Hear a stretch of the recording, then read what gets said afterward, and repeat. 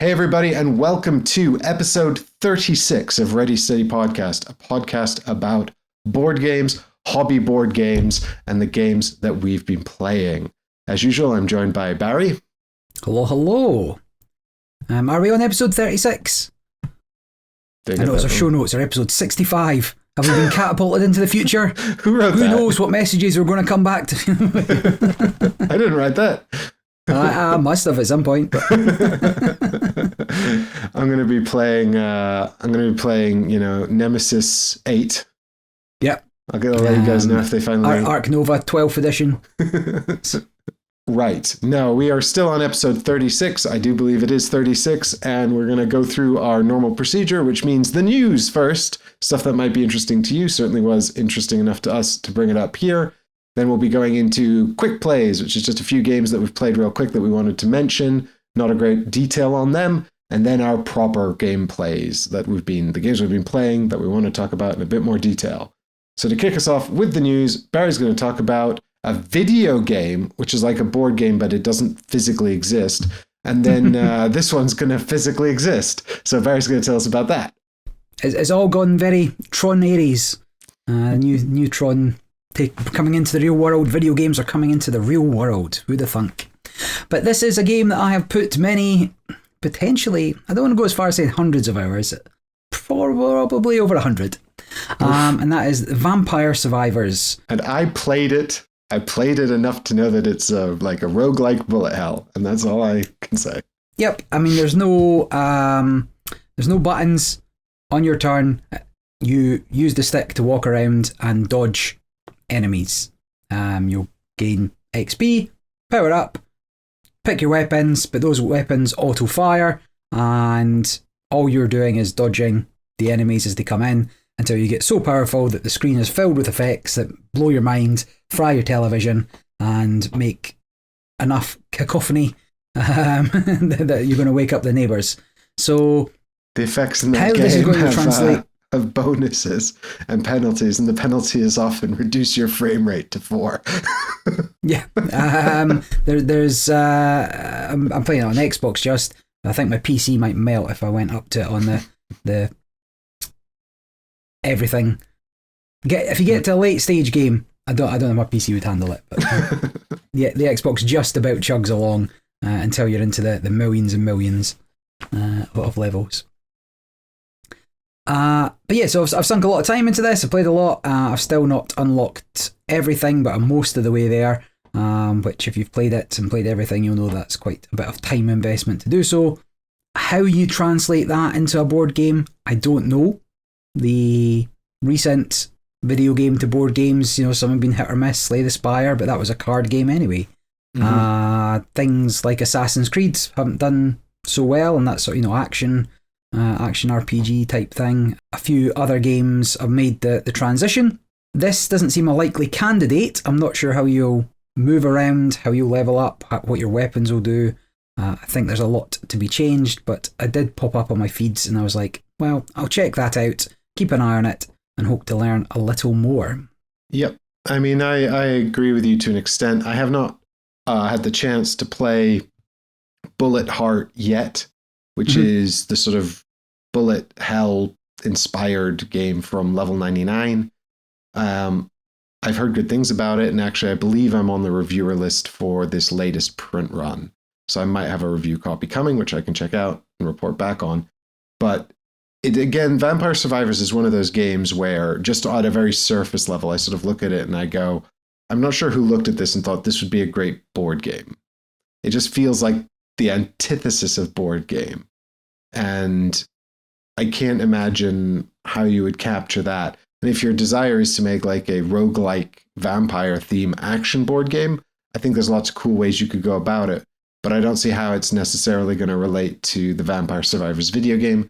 So it may well just be a sort of a superficial nod. They'll take the art assets and the concepts and put them in there and then make their own kind of action-y roguelike system with it. Yep, I think Bullet Heart's quite different. I wouldn't see that being a way to go if you want to evoke the feeling of the video game. I think this is Grey Fox Games making this one. Yeah, I don't know if they've done any video game to board game translations previously. I'm trying to think. So they haven't got any major adaptations that I can think of off the top of my head. That doesn't mean they don't have any. But for me, I always think about Grey Fox. I think about Last Light was one that they did. They did Tsukiyumi Full Moon Down. They did the Midgard series, which includes the latest big fancy edition of Champions of Midgard. They also did the Reavers of Midgard. And the one thing I would sort of note about all of their Kickstarters is they're largely disappointing. Like, it's not that the games are bad. I actually really like Tsukiyumi Full Moon Down, albeit it's very strange. But it's just the production, Mm-hmm. You see companies that make really great productions with much less funding. And Grey Fox always managed to just do something bad or wrong. Yeah. In Last Light, it's like all of these fancy planets that they made, and then they're largely irrelevant, and they just get in the way. And actually, they had to create a whole separate series of tokens to make the planets usable, which is wild. So, you didn't even need the planets. You just needed those tokens. And then, the planets sort of make them 3D, but the tokens have to sit on the base of the planet in a way that's really awkward. They're terrible and way overproduced. And then with Tsukiyumi Full Moon Down, they created 3D tokens for all of the little effects from all the different factions in the game. And it just came with 100 tiny tokens that were all unique. And it was just a massive pain to use. And the standee version has the stats on the standees, which is just way clearer to read. Now, I do quite like the miniatures, but I do accept that the miniatures are actually less usable than the standees. So I find that their productions often lean too hard into make it pretty, very much at the expense of usability and readability, which is a little gimmicky. A shame. Well, it's if you're paying a premium for a deluxe product, you don't want that to come at the expense of. And we've seen so many examples of it being done well, so I don't think it's too much to ask. Well, maybe this will buck the trend or not, but keep an eye on it when it's out. Well, or more announcements are made, at least. I was about to say it'll definitely be a smaller production than Tsukiyumi, but I don't actually know that for sure. It might be crazy. 150 survivors to play, What if they all had minis? Ooh, yay. Yeah.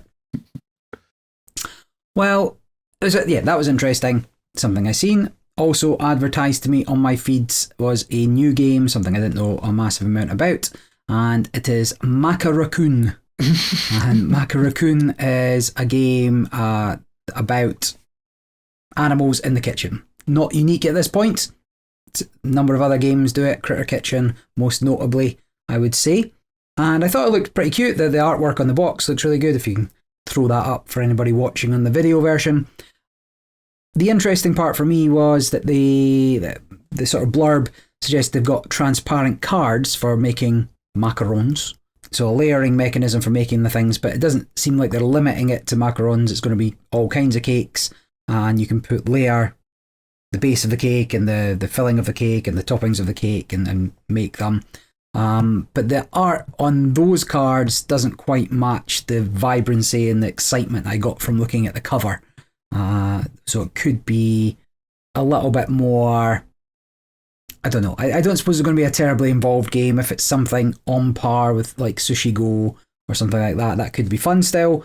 But looking at the components, I was a little more disappointed than the initial cover art, which I think I can see who did it. Anna Daviscourt. I'm going to assume she did the cover, who is a children's book author and illustrator. So that's where the inspiration has come from. Her hobbies include cooking, sculpting, and playing board games, so all come together. Is she the designer as well? No. Oh, it's very cute. Published by Memesys Culture Lab. Do I know anything they've done? I do not. They've got one other game. And it's 1, 2, 3, 4. There's 5 designers involved in making this. Could be a case of too many chefs. Get it? Because it's in the kitchen. I wonder if it's layered. It looks nice. Once I see some gameplay, I'll know if it's any good or not. But I did enjoy the cover more than anything else. Yeah, the cover's adorable. And I can see, are you stacking up the cards on these plates? Is that the idea? Yeah. So it's not like a card crafting system, like the John Declare stuff. No, there's no sleeves to put them in and deck building or anything. You've got your plate and you put your base down and your toppings on and things like that. As far as I can tell, the rules aren't up. I don't know definitively, but it looks like you're trying to make the orders for the customers that come in, match those, get the most points. I would assume an ever-changing puzzle of ingredients and orders. As the new treats appear in the pantry and hungry customers line up with new cravings, you'll need to be quick on your paws, because you're animals, you see. Will you focus on churning out quick sugary orders or go for show-stopping confections that are sure to rake it in with tons of love? It's a very cute novelty. I hope the gameplay is at least compelling enough to support it. Yeah, I'm only, it's a family weight game. I'm not expecting a 3-hour extravaganza from this one. But no, I know. No, it definitely looks like sort of a fun, quick filler. But, even so, some fillers are compelling and some are not. Mm-hmm. Agreed.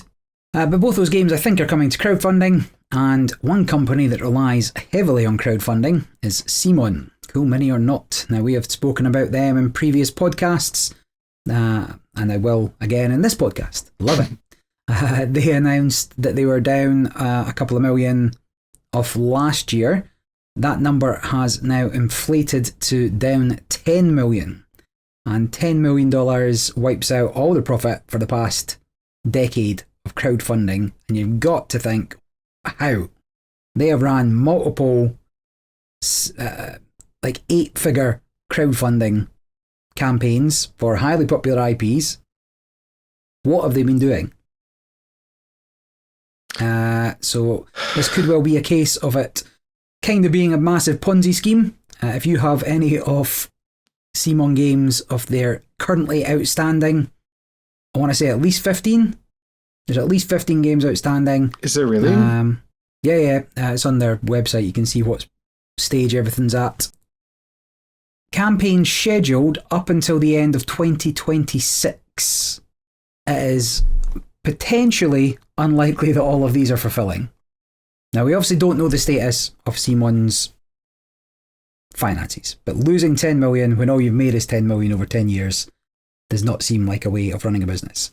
We noted that they are starting to sell off some of their IPs, which I'll mention in just a moment, but that was the Eric Lang games, Blood Rage, Ankh, Rising Sun.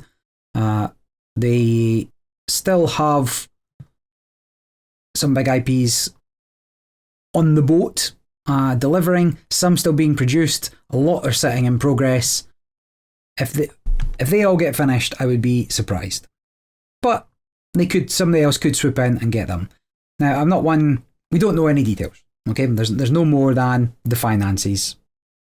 We don't know where it's gone wrong, but losing that amount of money when you're taking all the money up front, and I understand tariffs, and I understand COVID, and I understand the massive shipping hikes, and I understand global instability, how you've managed to spend all that without mismanagement, I don't know.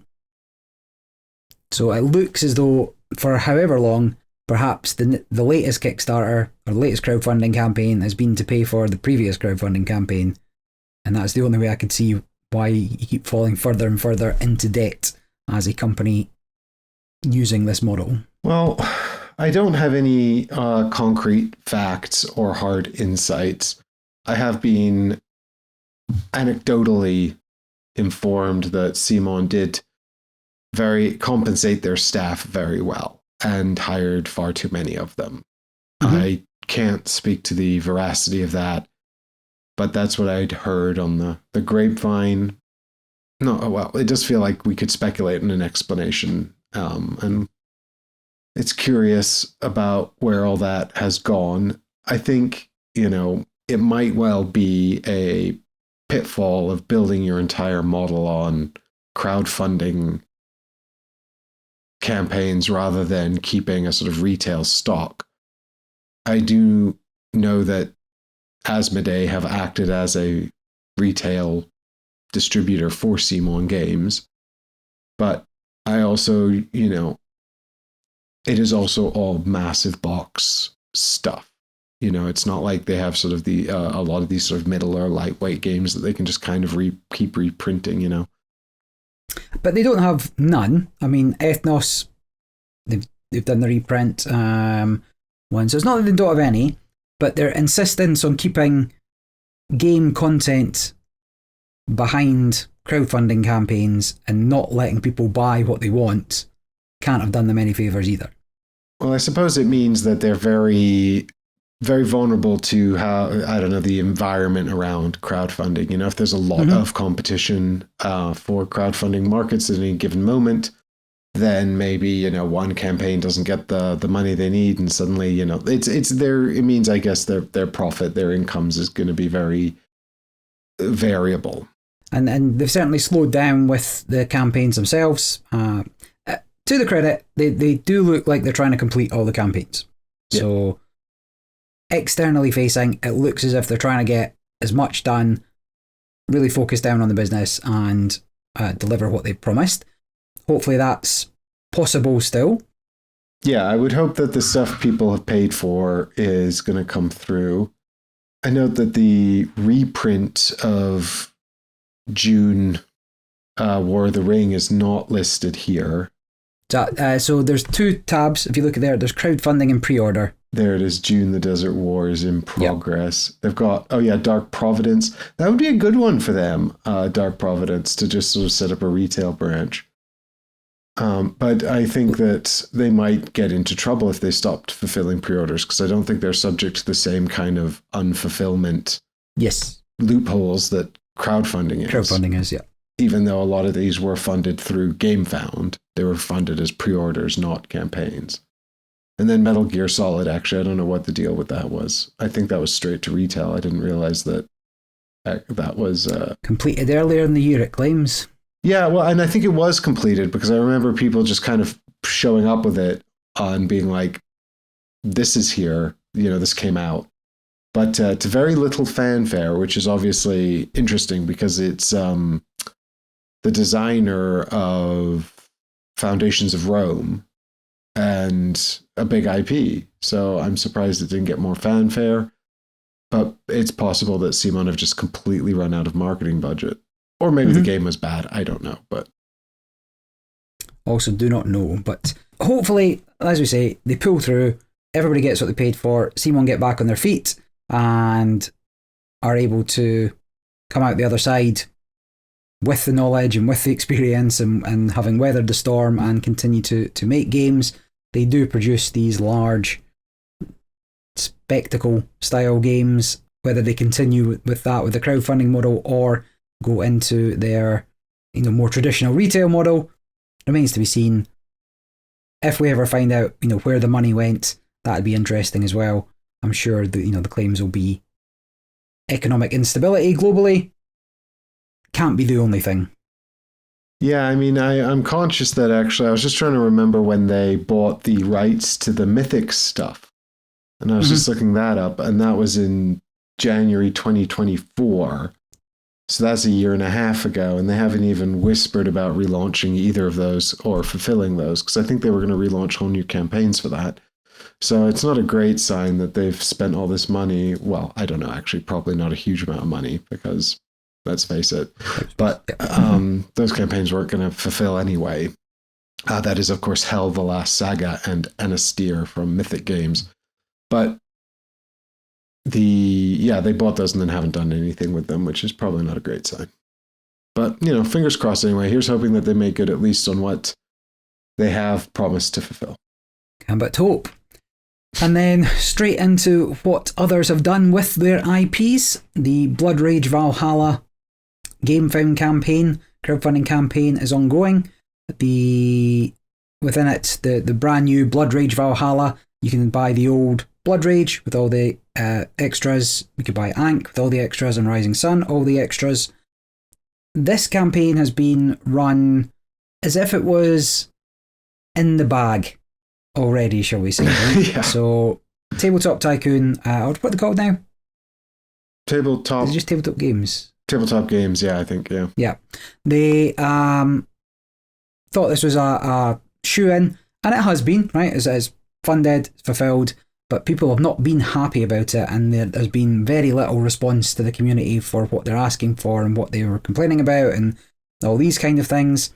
So the biggest part has been the design of the game board more than anything else, right? The backlash for the game board, and if you look at it, it looks like a game of Cluedo. Yep. So, I actually did a bit on this post-production, because they literally launched this campaign while I was editing the podcast on the Tuesday before it came out. And so I was like, I'll just record a quick bit, because I was like looking at it and I was like, okay, I've got some thoughts on this as someone who owns all 3 games with all the bits, you know. And I was quite excited about Blood Rage Valhalla. I didn't mind the Cluedo house board. To be fair, like, I have familiarity with Norse mythology, but I'm certainly not as au fait with it as people who are really into that. And that's fair enough, you know. And a lot of my Norse mythology comes from sort of games and books and things that have borrowed it rather than strictly from the texts themselves.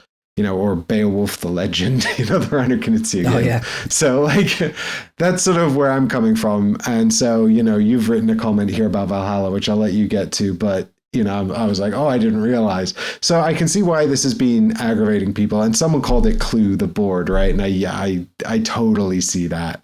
So fingers crossed they sort of improve that artwork. It's not too late to fix that. It's not, and they have promised to update it, but they've quietly promised to update it. There's no response to the people complaining about it. There's no updates. They have blurred the image and said, revision coming. And that's the only acknowledgement that they've perhaps messed up on it. Because it does look like somebody's house. So you've gone from Ragnarok, right? You've gone from the end of the world in Blood Rage, and now you've gone to Valhalla, like, you know, where you've sent your Vikings and your Norsemen. And then you just end up in somebody's house, because Valhalla is described in Norse mythology as having 540 doors, each wide enough for 800 men to walk through abreast. And this was like somebody's dining room and their front room, and it was nothing like what Valhalla should be. And even then, how interesting is it fighting in a hall compared to what you've just done, which was the end of the world? So whilst Valhalla is not the, at least my understanding, you know, it's not the only place in the afterlife, it's where you go and then you kind of go through places. They could definitely have done something else with that map. And instead it is Thor in the dining hall with the hammer. And thinking about the image that you, or the imagery conjured by the phrase, the what you just shared, like, I could see it being a much bigger scale, you know, instead of just a corridor. You know, you could have a depiction of that gateway with all the doors and men walking through it from a very high sort of perspective. When I think about the board for Blood Rage, it is very artistic. Now it's readable, it's good, but it's strongly artistic. You know, it's not GMT. And so, the board that they originally produced for Valhalla did look like, you know, something from Hasbro in the early noughties or late 90s. It did, and it just had these, like, to depict the delineation between the rooms, it had these big beige blocks, you know, that this is inside the wall, you know, to show the boundaries. And that is very old school, and I can appreciate why people deeply disliked that. I think the reaction might not have been so strong if it weren't for the original board, which did look incredible. I mean, I think maybe people would have looked at that board and gone, oh, I don't, if you know stuff about Valhalla, they might have said, well, I'm not sure I like that. But I do think it's also in comparison to Blood Rage's board, which is, you know, just, it's a beautiful board. Yeah. And the other part of the campaign, whilst Tabletop Games have made everything available for all 3 of the Lang trilogy, the way they've packaged them has left people that have some stuff just out in the cold. They have to repurchase things if they want to get access to things that they don't have.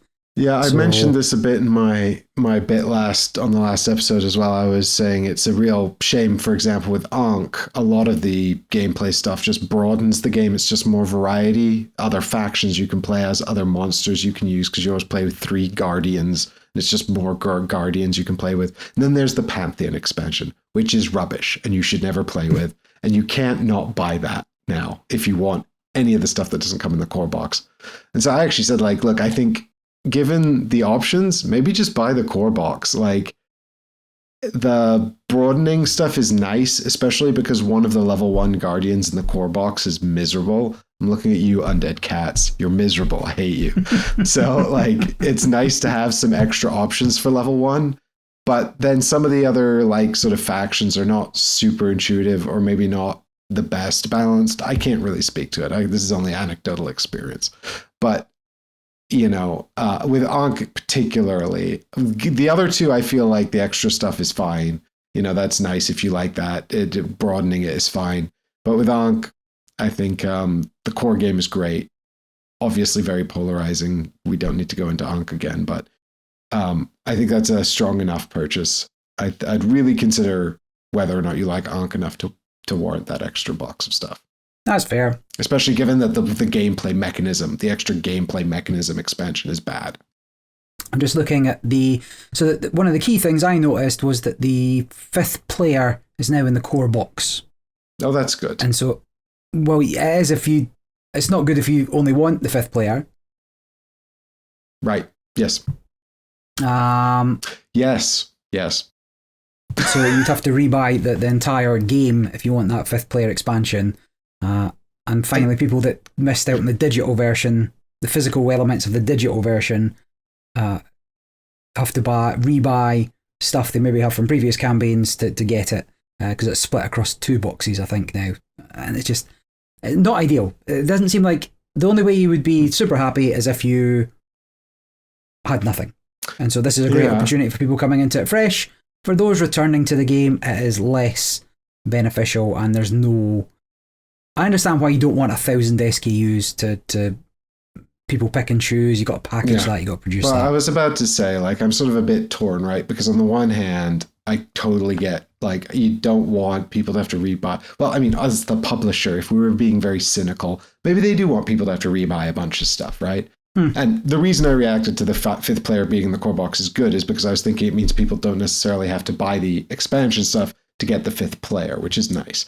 But that's only if they wanted to get the core box because they didn't have it. If you did have the core box from the previous run and you don't have the 5th player and you just wanted that, this is a bummer. Of course, that sucks. And so, you know, cynically from the perspective of the publisher, forcing people to rebuy stuff or else not. I mean, I guess it could be good if more people end up rebuying stuff. You know, if people don't, or they just sign off the campaign because they don't want to rebuy stuff, then of course it's backfired, this plan to leverage more money. But, you know, nobody's saying that tabletop games have done that. It's just, you know, one perspective. But I can appreciate as well how, like, I prefer one big box with everything in it when I get it. You know, I don't like having 15 boxes that I then have to condense down, and I throw away so much packaging. So from the perspective of someone who'd like to minimize packaging and maximize sort of storage efficiency, I do like the idea of just having one big box with everything in it. But I do know that campaigns in the past, I'm trying to think of a single example and I can't, so, you know, take this with a pinch of salt, I guess. But I do recall campaigns in the past offering add-ons and things in plastic bags.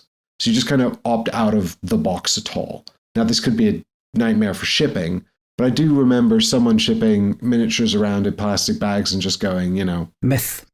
Was it Myth? Well, I've got bags. I've got plastic bags of minis, even though I've long since not owned the game. They were so far behind everything else. But yeah, just came in clear bags.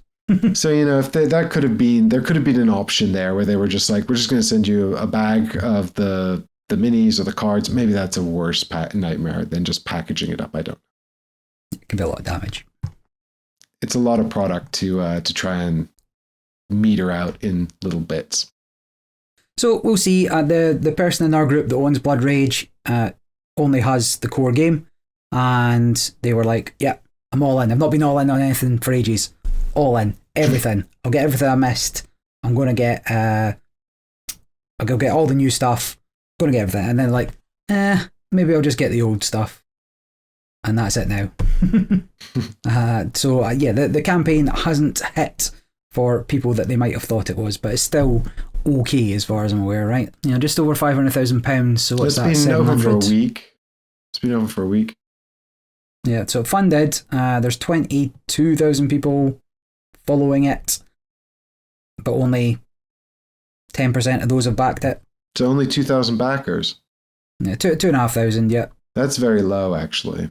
and remember that's for everything, right? That's all 3 games, or all 4 games technically: Valhalla, Blood Rage, Ankh, and. So sorry, that's 2,000 backers who've gone all in, or 2,000. No, that's 2,000 backers that bought anything. Yeah. So yeah, but I mean, that's where the balance comes in, right? Because like it is 4 games, but it's 3 games that you've had plenty of time to buy already. Yeah. And I do think that it's not, with the exception of Blood Rage, Ankh and Rising Sun have certainly been quite available on the secondhand market because they're much less universally beloved. Yeah. So and also cost. Did we mention the cost? Oh God, I mean, I would not consider going all in on this even if I didn't have any of them. For all 4 games with everything, $900, and for everything Blood Rage new and old, $400. Yeah, and actually, all in on Blood Rage Valhalla is still like $250. So it's by far and away the most expensive, and they know that they can get away with that because it's the new one. Yep. Having said that, for my sins, I have backed it. So here's hoping that they bring in a better artist to do the board, I guess. But I do love Blood Rage. I'm always happy to play Blood Rage. I would be happy to play Blood Rage, even slightly different Blood Rage. I think some of the changes they've made are interesting. They're all very minor. So I think if, it's like I said last time on the last episode, if you're into Blood Rage, you're into Blood Rage, you're probably going to like this.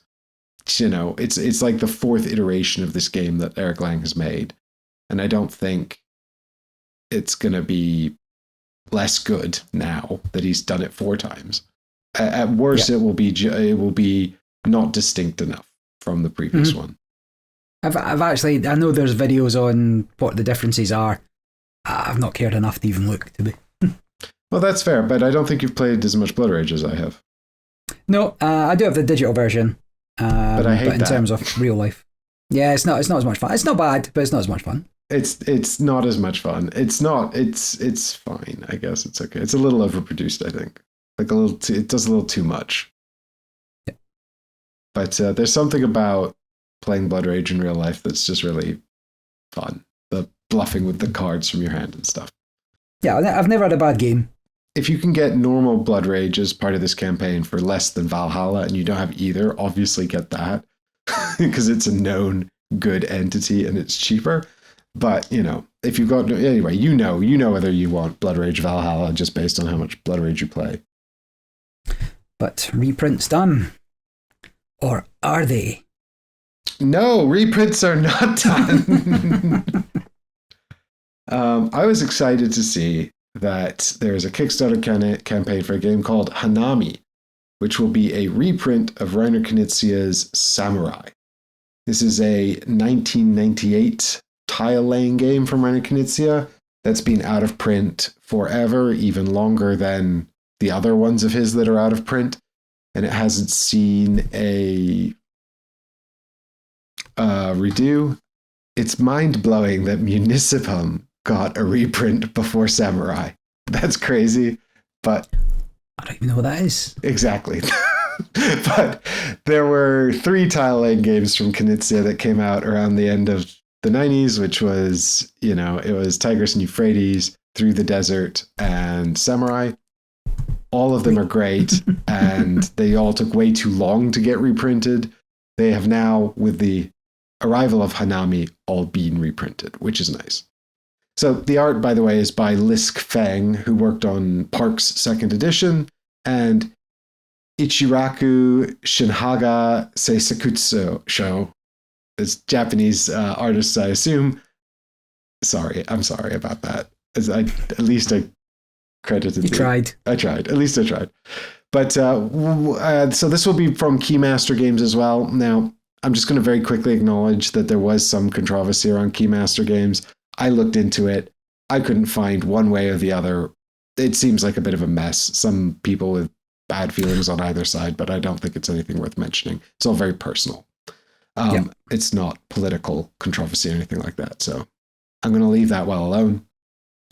But what they've done with, so Samurais it's tile laying, and it is probably closest to Babylonia in terms of the tile laying oeuvre from Knizia. There is more DNA also probably in common with Tigris and Euphrates than, say, Through the Desert, or the more modern ones like Cascadero and Rebirth. I suppose the similarities to Rebirth, but specifically to Babylonia, if anyone's played that, is that in Samurai you have a fixed set of tiles that are your tiles.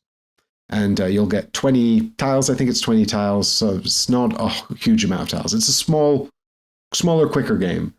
And you'll pick 5 that'll be your opening hand, so you actually get to look at the board and choose your opening hand, and then you shuffle up the other 15, and they become your draw pile. So you'll play 1 a turn, draw a tile, play a tile, draw a tile. With some exceptions, actually. I think there's something like I'm trying to remember if there's like a farmer's mechanism in. No, I don't think there is. I think it's always play 1 tile in Samurai. It's been a while since I've played. It's been out of print for 27 years. Come on.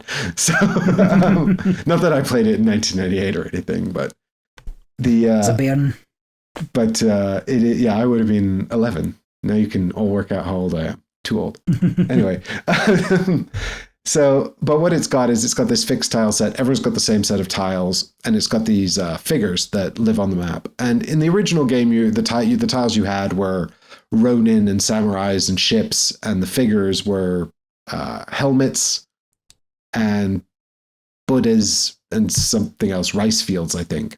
And so there was this sort of vague acknowledgement of sort of medieval or era Japanese warfare. But that's all gone now, so you don't need to worry about that. We've made it cozy because it's cozy now. So that's all gone. But what you would functionally do is you'd put out all these pieces on the board, and then players would take a turn putting a tile next to a piece. And the board is, of course, a map of Japan. It's divided up into different sections, and you miss some sections out at lower player counts. And then you put tiles next to the pieces, and when all of the spaces next to a single piece are occupied, whoever has the highest numerical value in tiles takes it. So that's where the strategy of the game comes in, because you've got these tiles that all have numbers on. The numbers are like 1 to 4, and then you need to use your 4s and things for high value targets. So you're looking at the board. It's been sort of randomly seeded with these. I mean, there are cities where you put the pieces you're going to be fighting over, but those cities are in fixed locations. So there's some random setup as well. And you've all got a screen, which you don't need. You do need because you hide your tiles back there. But in the 2-player game, you don't hide your scoring back there. In the 3 and 4-player game, you do. And that's important because it's got really typical Reiner Knizia scoring, which is to say it's weird. But, so everyone's basically placing these tiles and trying to get the most next to the piece so they can capture the piece. And then you've got the warships that can go out and they can add to your numerical values. But because they're at sea, they don't trigger the capturing of the piece. It's only when the land spaces are occupied that you can capture the piece. So that's fun. And then there's another wacky one that changes the location of 2 pieces, which can really screw people up because a lot of your tiles, unlike the samurai and the Ronin tiles, who will capture anything for you because they're your best folks, the other tiles only look at specific pieces. So if you're trying to capture the helmets, you can't use your rice paddy tiles. You can only use those to capture the rice paddies. But at the end of the game, if you've captured the most helmets and the most rice paddies, that is to say you have more of each of those than any other player, you just straight win. So of the 3 pieces, you're trying to have 2 majorities, and then you just straight up win. If nobody has 2 complete majorities, then everybody who has a majority goes into final scoring. If somebody has no majorities at all, they're booted out and eliminated. And then from the players who earned the right to score, they sack off their main majority and then check to see who's won the second tier majority and that determines the winner. So it's very Reiner Knizia scoring. It's all about sort of capturing these majorities, but they're going to be hidden. So you hide your majorities during the game, unless you're playing 2-player, and then it's public information. Anyway, the point is now it's contemporary Japan. So we've gotten rid of all the medieval violence. Now it's modern day. And instead of samurais and all that, you just have, I don't know what you've got now, but the helmets and the rice paddies and the Buddhas, they've all been replaced with... Bento box, picnic basket. Is it? No, it's not. It's sakura flowers, onigiri rice snacks, and chochin lanterns. But I think there's also some expansions and an alternate board. So there might be more stuff. But they've basically cozyified it, which is really weird because it's such a cutthroat game. Like, it's not a cozy game at all. It's pure player interaction. And, you know, it's not like in a 3 and 4 player game, obviously you kind of have to pick where you're going to compete. Like, I could probably make a better play over there for that Buddha, but I know that Barry's got 2 majorities that he's working on. And so I have to go over here and fight Barry for this, helmet. Because if Barry gets that helmet, I think he'll have 2 majorities and I need to stop that or he'll win. So that's the kind of calculation, right? It's not, there is some targeted player interaction, but you're definitely not sitting there deciding whether to attack. Really, it's about who to attack and where. But it is an aggressive game. So the fact that they've sort of cutesyified it and made it cozy seems like an odd choice. I don't care because it's great. I don't care, really. I like the game. The original production was gorgeous, by the way. Like, it's just this really sort of plain board. Looks like GMT style stuff. But then the 3 things that you're capturing are these wonderful black plastic pieces, but they look really statuesque. It's really nice. And it is a shame that they didn't just do that again. I presume that they're not allowed to. But even so, the new one looks like it's got a nice production. There's a deluxe version with a bunch of wooden pieces, or you can get the standard edition, which is cardboard, but that's only like 30 quid. So, I mean, plus probably shipping and tax. But I thought it looked really nice. It's a really great game. If you have Babylonia and you like Babylonia, then you'll like this for sure. It's definitely worth picking up. I mean, you might play it and be like, this isn't different enough from Babylonia. And that's a fair enough assessment. I think of all of his tile laying games, this bears the most similarities to Babylonia, but it is a little bit more sort of tight miniature battles because Babylonia has this concept of sort of sprawl where you're trying to build these large contiguous areas, and Samurai does not. You're, at most, if you're very lucky, you could get a tile between like 3 things that are all relevant to it, but that doesn't happen very often. So yeah, I'm really pleased to see this one back in print and to see they've got a sort of affordable version. The deluxe version's £55. It's not that much more expensive, but it's just a ton of wood and stuff. I think all the gameplay is in that standard edition as well. So as you were talking there, I was like, I don't recognize this, and then I realized I thought you were talking about Shogun. That's Stefan Feld, isn't it? Correct, or something different anyway. Because I was like, it's got the tower like in Wallenstein and Amerigo. I was like, wait a minute. Yeah, that's definitely Shogun, yeah. Yeah, and then I was thinking, it might be a Knizia game. Is it like an Art of War dice game? Like it's got a samurai on the front. Might be Knizia. And I was like, that was the least fun I ever had with like a Yahtzee game. And I can't remember what it's called. But yeah, so I don't think I've actually played this. Although it does look a bit familiar, but that could just be because it's got that bog standard Asian font, which... Well, there's a few different versions of this, but the one most people have seen is the Fantasy Flight Games one. But yeah, I think it's a wonderful little game. So if you are... And the thing is, Babylonia is out of print now at the moment. Now, they have reprinted it a few times, so I think it's still eminently gettable, but it's hard to find that. So if you did play Babylonia and you're like, oh, this is great, and then you went to buy it and you could only find like expensive secondhand copies or whatever, this is a great alternative. It's a very, very similar game, very similar vibes. So I highly recommend it anyway. I wasn't a big fan of Cascadero, but I really like Rebirth. I generally really like the Reino Knizia tile laying games. And so, and I think this one has a place in addition to Tigris and Euphrates, in addition to Through the Desert. And actually, those other two are also great, but want 3 or 4 players. Samurai is the best of the 3 at 2. Gotcha. Well, look forward to playing that. I'm sure I can convince somebody to back it. Yeah, it's very cute, Barry. It's cozy now. Yeah, odd choice, but it doesn't not work, right? I mean, if you were never really attacking those things anyway, so using different icons doesn't make that much of a difference, I wouldn't say. I guess now you're collecting things instead of, taking over each other's land or capturing land. Well, yeah, moving out of feudal era Japan into showcasing more of its modernity, I'm not against. Yeah. But so I mean, just as a shift of the theme, I'm not against it either. I think it's fine. But some people are. They were raging.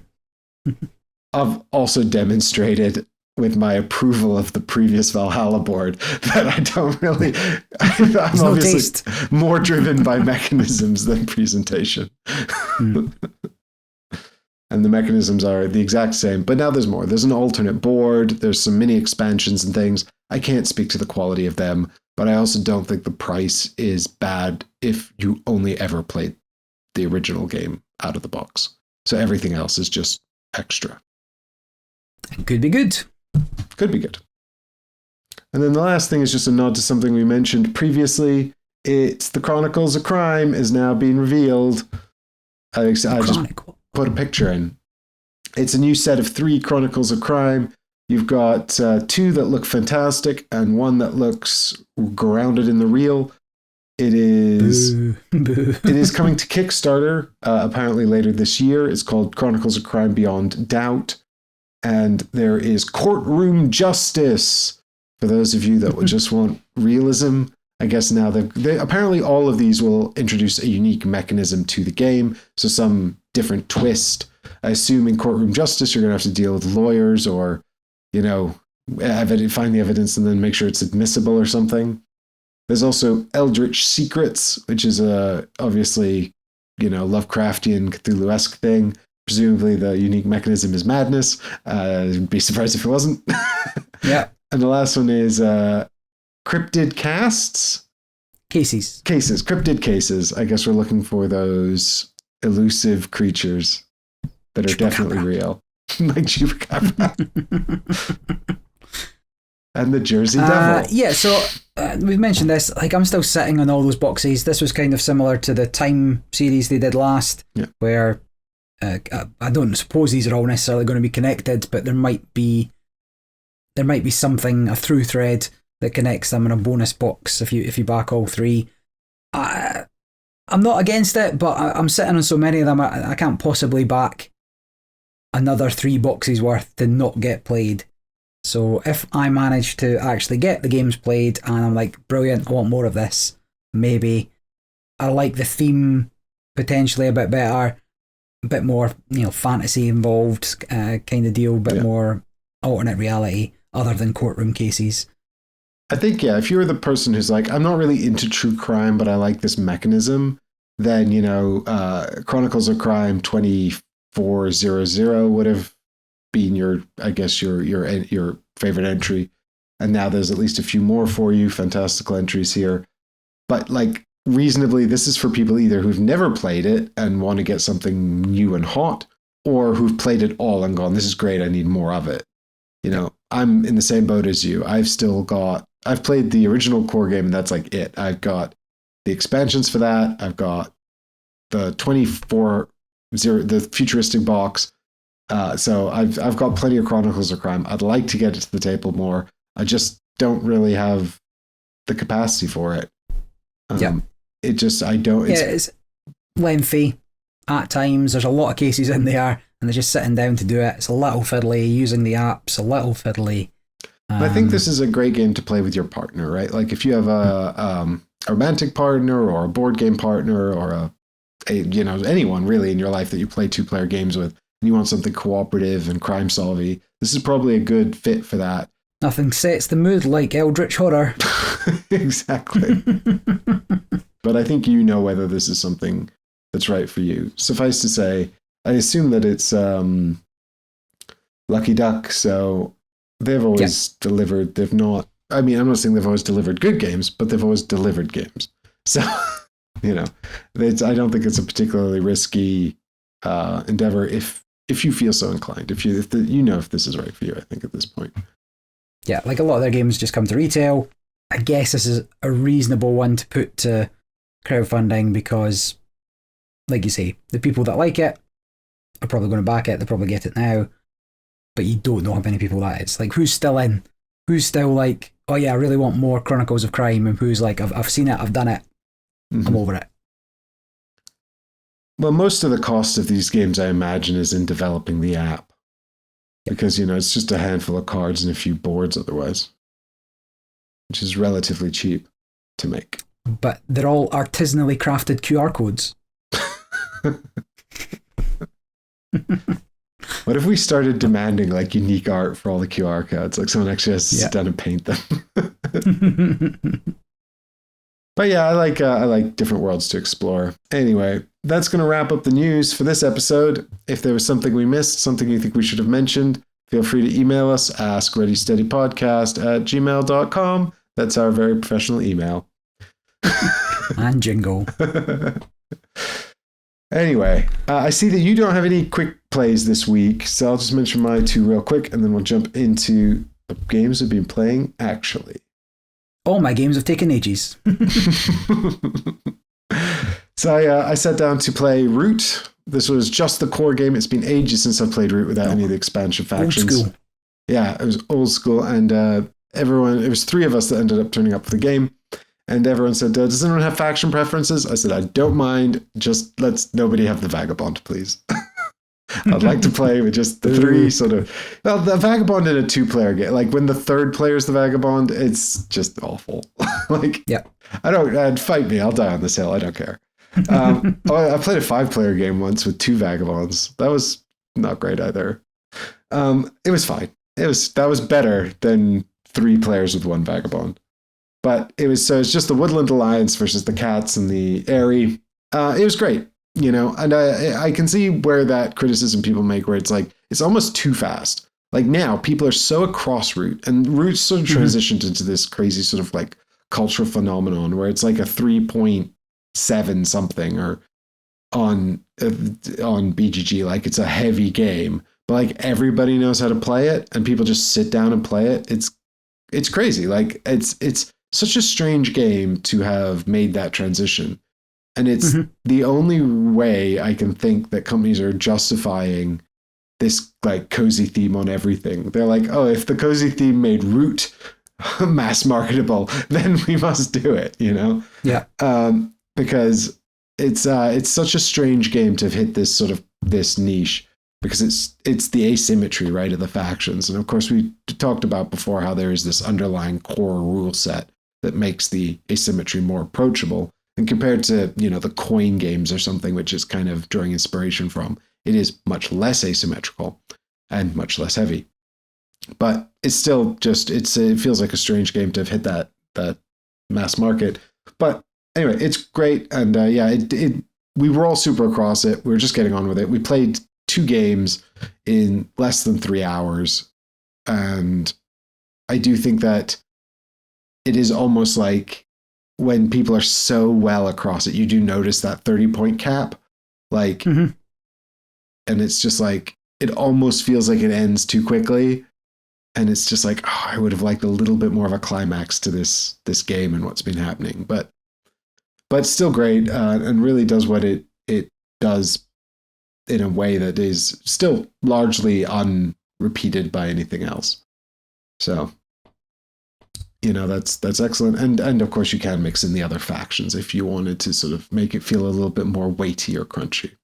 And then I played Tyrants the Underdark, because this is going to lead into another game which has area control and deck building, which I'm going to be talking about. I mean, deck building in the loosest possible sense, but Tyrants of the Underdark is a 2016 game. It was reprinted in, I'm going to say 2020, but around that time with the smaller box, and they took out the minis, which were not minis, they were just emblems, but they took out the little standy emblems and replaced them bits of plastic with cardboard punch.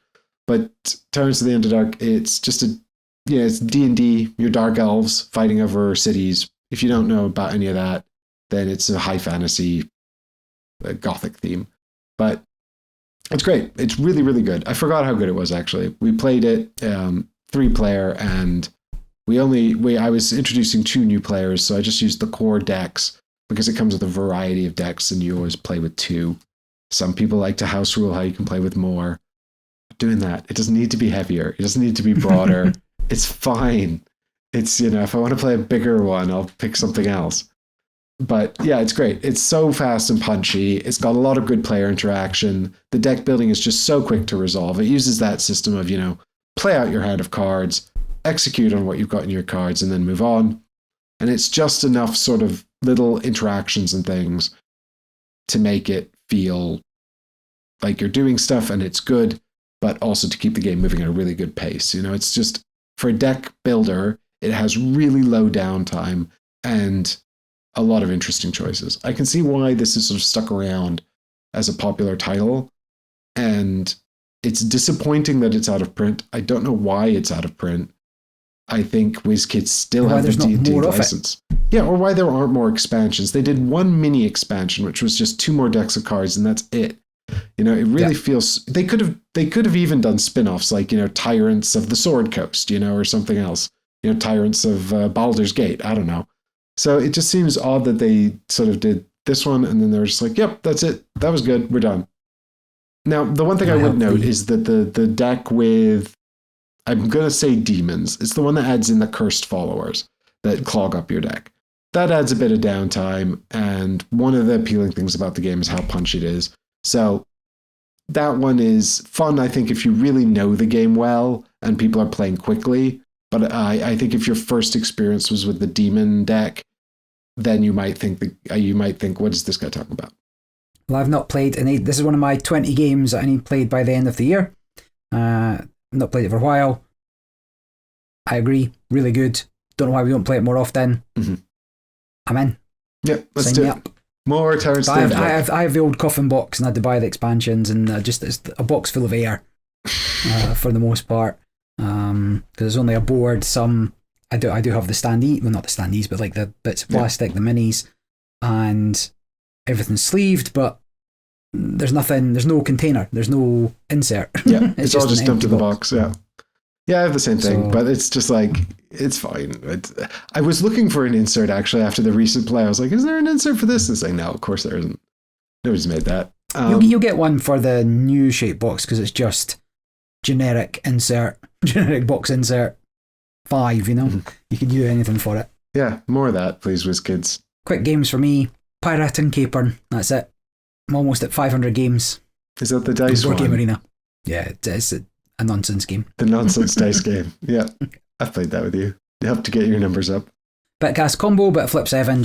I've been playing light games as well as some games that have taken longer.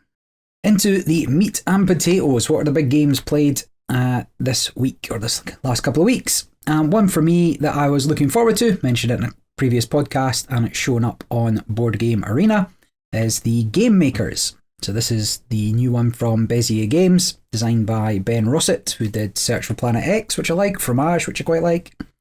And the artists in it are Zane Huss and Bima Kusuma, but this is their first credits, so I don't recognise the style, but everything seems very functional, very, very well put together, and pleasant to look at. If you missed the podcast where I spoke about this, go back and watch it, and then after that, come and rejoin this. But the Game Makers is a board game about making board games. Very meta. Players collect various resources using a rondelle feature, where moving your worker further along gets you the most stuff, but then you have to wait for the dial to catch up before you can use that worker again. And that's the main mechanism for how you're going to collect things and do things and what you can do in your turn. The maximum a worker can move is 3 spaces, and if you move them the full 3 spaces, you will get the best resource or the top resource from that slot. Move them 2 spaces, you get the middle resource. Move them 1 space, you get the easiest resource to come by, but you can obviously use that worker again next turn as the rondelle moves round and pushes your workers, which are these little forklifts. Pretty cool. and into the next space. Is that reminiscent of the fromage rondelle at all? A little bit, in as much as the fromage one, you'll get your worker back once the cheese is facing you. Yeah. So same thing. If you put it in the 3 slot, it's going to take 3 turns for it to come back round. So this is the same but different. There's more. The rondelle is bigger. There's like 6 slots, 8 slots. Can't remember. But you're never waiting more than 3 turns for your worker to come back to you. Got it.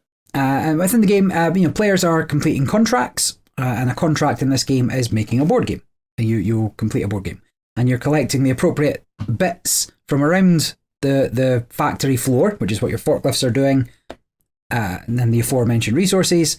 And then once you've got enough pieces to make your board game, you can complete it and fill a Kallax shelf, or it's not called a Kallax shelf, but it's called a Swedish wood shelf or whatever. Not that IKEA have any wood in their products, no.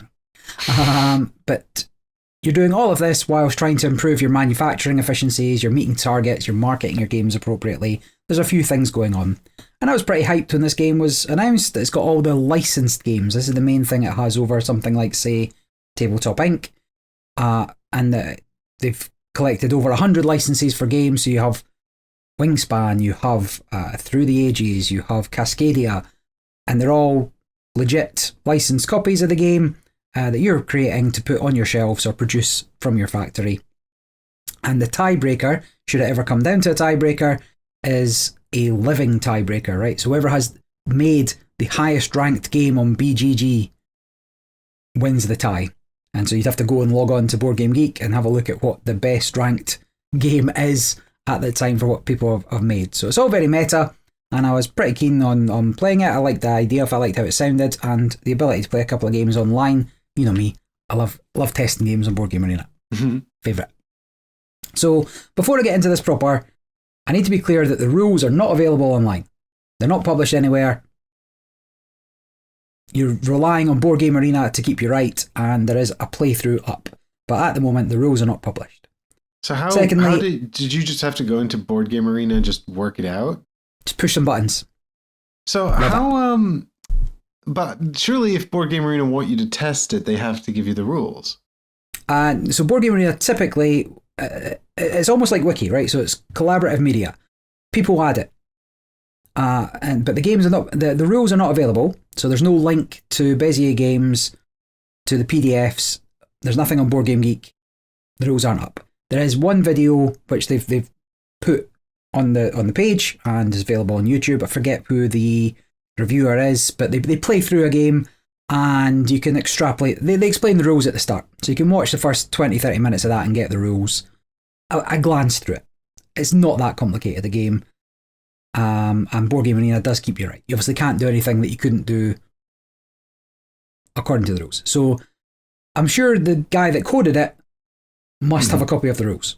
Yeah, the rules will exist, yes, of course. Yes, but they are not publicly available at the time of recording. The second thing to note is that I've only played this solo, but the game, the difference between the solo game and the main game is minimal. You're doing the same things. There's nothing major that changes. There's not like an automa within the solo game that competes against you or anything along those lines. You'll be doing the exact same things. So now with those caveats in mind, the solo game as is broken. It's scarcely a game, and I'm unsure if it's going to be the final rule set for solo or if it's just a placeholder until they come up with something better, or alternatively the designers do not care about solo. One of the two. So I'm reviewing this, or I'm giving you my opinions on it based on the solo game. The multiplayer game isn't different enough to my mind, but there will be a little bit more of a competitive element to it than it is in solo. So the solo game is just a chase your high score. Now, a lot of people that play solo are already tuned out, turned off. A lot of people don't like chase your high score solo games. They want something with definitive ends, definitive goals in it. But the solo game for Gamemakers is worse than most because there are no restrictions on how many actions you can do or what actions you do. And you can do that, each of them, any number of times. You have no limit to the amount of components you can hold. You will be able to take any number of actions, any number of times. And so the game becomes just look at everything in the box and figure out how to get the high score. And then just do it. Because nobody can stop you. So the only limiting factor in what that score might be is that you draw random objectives at the start of the game, and you might get one worth 13 points, or you might get one worth 11 points.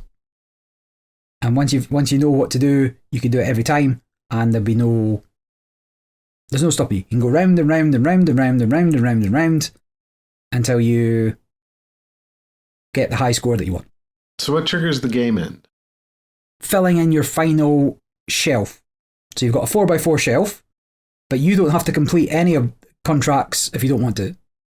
Right. So what you're suggesting then is that in the multiplayer game, other players would be filling up their shelves, and there's a sense of urgency because someone might trigger the game end. A bit like Earth and the tableau of cards in Earth, or the 12 cards in Race for the Galaxy. In this, it's the same thing, but in solo, nobody else can trigger the game end. It's just you. It's just you. And so it was fairly... The first game I played, I had a look, I've gone back, looked through the logs. I took 62 actions and I scored 69. Nice. But at that point I was like, but I could have taken a little bit longer. I could have got a bit more in the marketing. I could have unlocked some more achievements to get some more points at the end. I'll do that. So then I went back and I was like, wait a minute. Unless there's an end game trigger that I've not seen because I didn't go long enough or whatever, but there's nothing that tracks your rounds. There's nothing that tracks your turns. The game's totally freeform. You're just moving your little trucks around to pick up stuff. And it just goes round and round and round and round and round until you're done. So I took 77 actions. I scored 151 points. I think it might be possible to get like another 10 or so. But I don't think there's a lot of wiggle room in the solo game to get a much better score than that. I maxed out the 2 marketing tracks that score points, multiplier points. I filled my shelves with the highest scoring points possible. I completed every single achievement because I had a factory tile that let me generate a tree. So in some games you might not be able to generate the trees to put on the achievements, but I could every turn. And so eventually I completed the entire all 20 achievements, and even the ones that were impossible to do, because one of the achievements is like, make 6 war games. And I only made co-op games because I thought they made the most points. And so normally I wouldn't be able to get that. But because I could make a tree and you can put a tree on anything, I was able to complete every single one that you normally wouldn't be able to. And I would just go round and round, round and round until I had what I needed. And then I would finally ended the game, maxed out as far as I could see from my limited interaction and limited exposure to the pieces. So unless there's more rules that aren't implemented, it is not a solo game. Do not get this game for solo. You'll be bored after one game. If I'm thinking about any of the games that have solo modes where they're kind of chase your high score, and I'm thinking of the one that we played on BGA, Stupor Mundi, I'm thinking about Earth as well, is they have an automa that progresses the game. Mm-hmm. So this problem is solvable, right? They just need a deck of cards that adds contracts to a shelf within some reasonable time factor. And they say, all right, so you've got, an X number of rounds, and, maybe there's a couple of rounds of variance. We complained about this in Stupor Mundi because the players trigger the sort of end of the action phase, and the AI was a deck of cards and would trigger that end state with some variation. And actually, in the end, the high scores for the solo mode in that largely depended on the shuffle of the AI deck, because if you could get a couple of extra turns in the action phase, it could mean the difference between a much higher score. Yeah. And so it's kind of the same in Earth as well, where there's this Gaia that does it and fills in their tableau. And when their tableau is full, it ends the game. But it's very, very aggressive, and there's not a huge amount of variance for how long it lasts, or at least not massively consequential variance. The only real way or a very easy fix would be it lasts a certain number of rounds. Mm-hmm. And that could be you remove contracts from the top of the deck, like you say, put them into an AI board, or just something that just tracks the number of turns. Give you a fixed number of turns to do what you want, and you can base that on, of course, the multiplayer game and how long it takes to finish the game, usually, or whatever else you want to do. Or you can make something more complicated where you're actually chasing a score, you care about what's in the Automa shelves, and you care about what achievements and marketing scores and stuff that they've got as well. But on a basic level, limit the number of turns, limit what you can do. As it's implemented on Board Game Arena, and I don't know if it's the final version, you can do whatever you want. It can't be. I mean, there's a reason why they've withheld the rulebook. I would be flabbergasted if it came out like this. Yeah. So in the multiplayer game, in which case you're not solely in control of when the game ends. It still ends when somebody's filled the shelf. But it's a very low interaction type game. The interaction that's there tends to be, or is pretty much only, maybe you're trying to compete for a certain number of types of games, so war games, co-op games, trick-taking games, set collection games. You might care about what your neighbours are doing for that one. Particularly on the war game marketing track, you want more war games than your neighbours or your everybody else at the table. And if you have the most, you'll get the most points for it. But that could be a case of just building one, and if nobody else builds any. So you've got a bit of, you're looking at what other people are doing there. There's no, and you only care about when they're going to end the game if you've managed to get the points that you want by that point, or when you think they're going to finish it. You can see that their forklift's going to move there, it'll get the last piece for their box and they'll be able to place it. They don't have to place it, they might get another go, but you would be pushed for points at that time. Oh, there's some argy-bargy, right? Because of course they might be looking at your board and going, well, I could end the game now, but actually I think I'm behind, so now I need to let it go on a turn, right? Yeah. That's how these things sort of work out, isn't it? And those aren't too bad, but there's no shared objectives to be working towards. You're not going to be first to do something. There's no way of blocking another player's action. Everybody can move to the same resource pickup spot as you. You can't do that. So it really just does come down to who controls the end of the game. So do you think you're ahead at this point, or can you potentially eke out a few more points by increasing your set collection game marketing to get more points for your set collection games that are in your shelf, or part of your not your collection. What is it? Repertoire? What is it? If you produce board games, what do you say? Your catalog, I guess. Catalog. That's a good word for it. And so it missed the mark a bit for me in terms of what it's offering and what it can do. Overall, it does look to be a fairly middle of the road, fairly boring optimization puzzle. And like, I'm not a big fan of Bezier games in general, right? I quite like Suburbia, but I wonder if I only like Suburbia because I've got fond memories of it. No, Suburbia is Cat in the Box. Is Suburbia good? Yes. I don't know now. I've not played it in such a long time. It's good. Okay, fine. I vaguely remember there's something, the scorekeeping, like you go over a track and you come back and it's really annoying, but I can't remember. Yeah, well, yeah, there is that, but it's annoying in a sort of fun Euro mechanism way. Okay, fine. I need to play it again. I don't own it, but I'll give it a go. And Cat in the Box, which they didn't originally make. So a lot of their other games I'm not so keen on. Like, I'm not super keen on their publishing, so their choices of games. And this doesn't change my mind on what they're putting out, to be honest. I want to see the full rules. And I'll give it a go at multiplayer, but I think it's sort of a one and done. It's fine. I don't see a massive amount of challenge. The variety is only really going to come from which contracts you pick up, so which games you have to build. And I guess that's enough, because I need different parts. And so you can't just fully optimize every turn being, okay, so for my first turn, my first forklift goes 2, my next 2 forklifts go 3. That gives me enough to pick up the cards I want and the parts I need. I skip the next turn, then I move 1, then I move 1-1. Because there are some more interesting things going on the board, but ultimately it doesn't matter. There's a little bit of engine building. You get meeples that you can send up to the factory floor that will, every time you look at a card, look at an extra card, and then you can choose which one you want. Every time you get this bit of resource, get an extra resource. You can speed it up like that. You're filling in your conveyor belt with these little tiles. So you can either use the tiles for board game components, or you can fill up this conveyor belt. And then once you've filled up 3 of the same things adjacently, you'll get a discount to those actions. So there is a bit of engine building to it. There is a bit of other things you can do. What's the most optimal route to building your things? But it's going to come down to the same thing every time. And the only variance will be, those little tiles you pull, fine, and the contracts you take. And that might be enough, really, but I think you're going to get quite a same experience from it every time you play.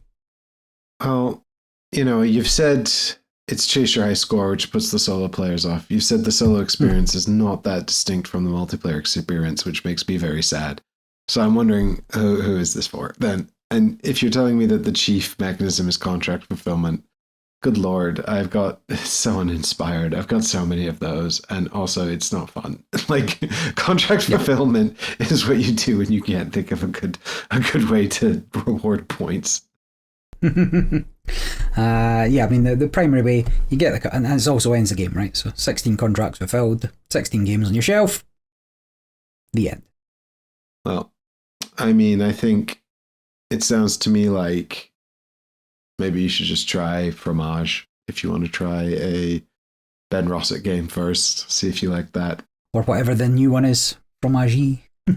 Yeah, that's true. There's a new Fromage, which you can interchange with the old Fromage to make even more modular mini games. Yeah, it was a little disappointing, especially hyped for all the licenses they obtained and stuff. I thought, okay, this is going to be pretty interesting. And then it was not.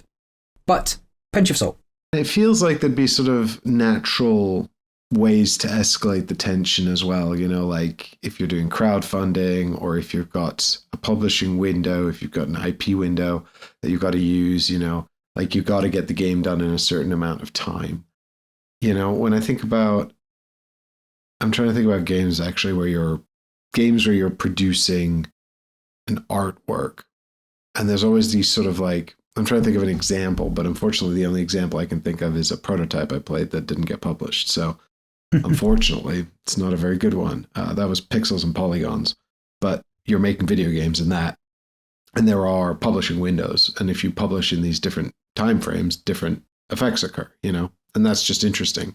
So it feels like these sort of timing considerations are kind of a natural part of the genre.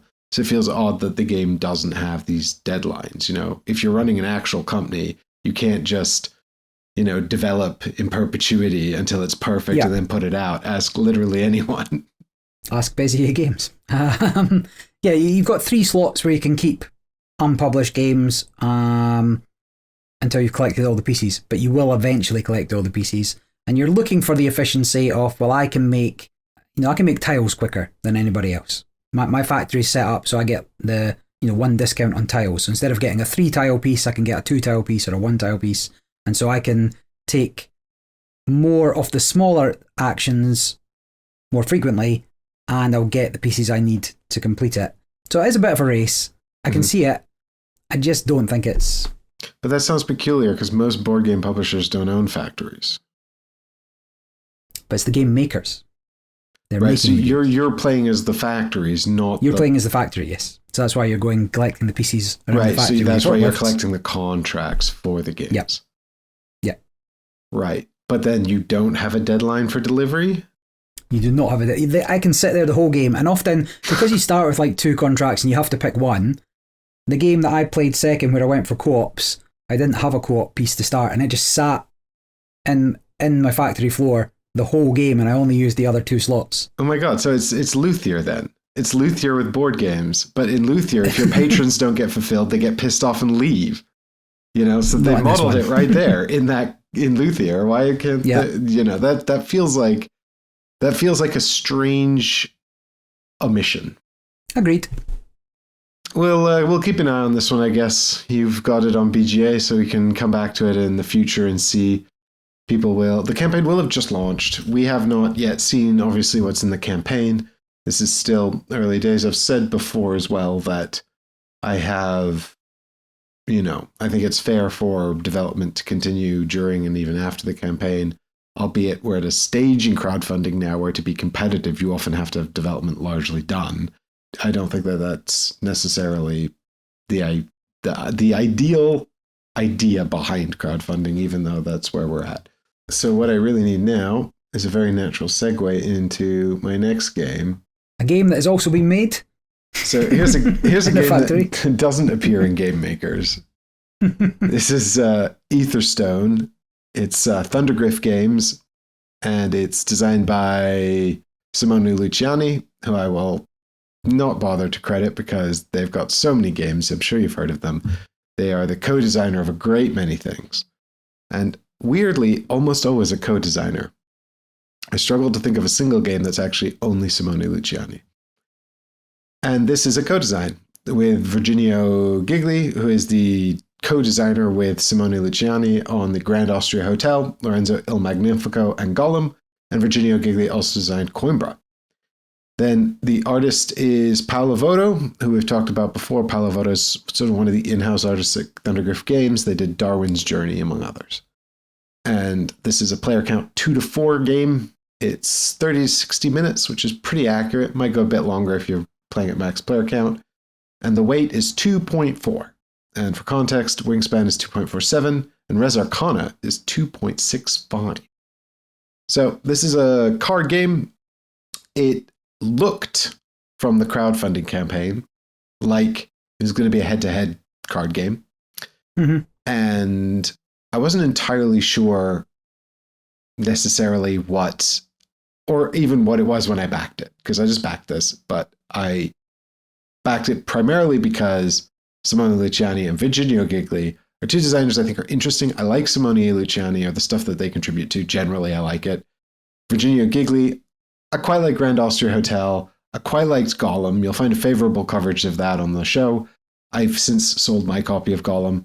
It was fine. It was a little bit too heavy. Like for the juice, the squeeze is too much of a teach. The iconography is difficult. But I liked Gollum well enough. And if someone else had said, I know how to play, do you want to play? I would have said yes. I just didn't want to teach it. And so if it was my game, I was bringing it to the table, then I was expected to teach it. And I was like, it's not worth it. I've got other Euros I'd rather teach. So, and Lorenzo Il Magnifico is kind of a bit too dry for me. But I think I sold my copy of that as well, actually. But I've still got Grand Austria Hotel.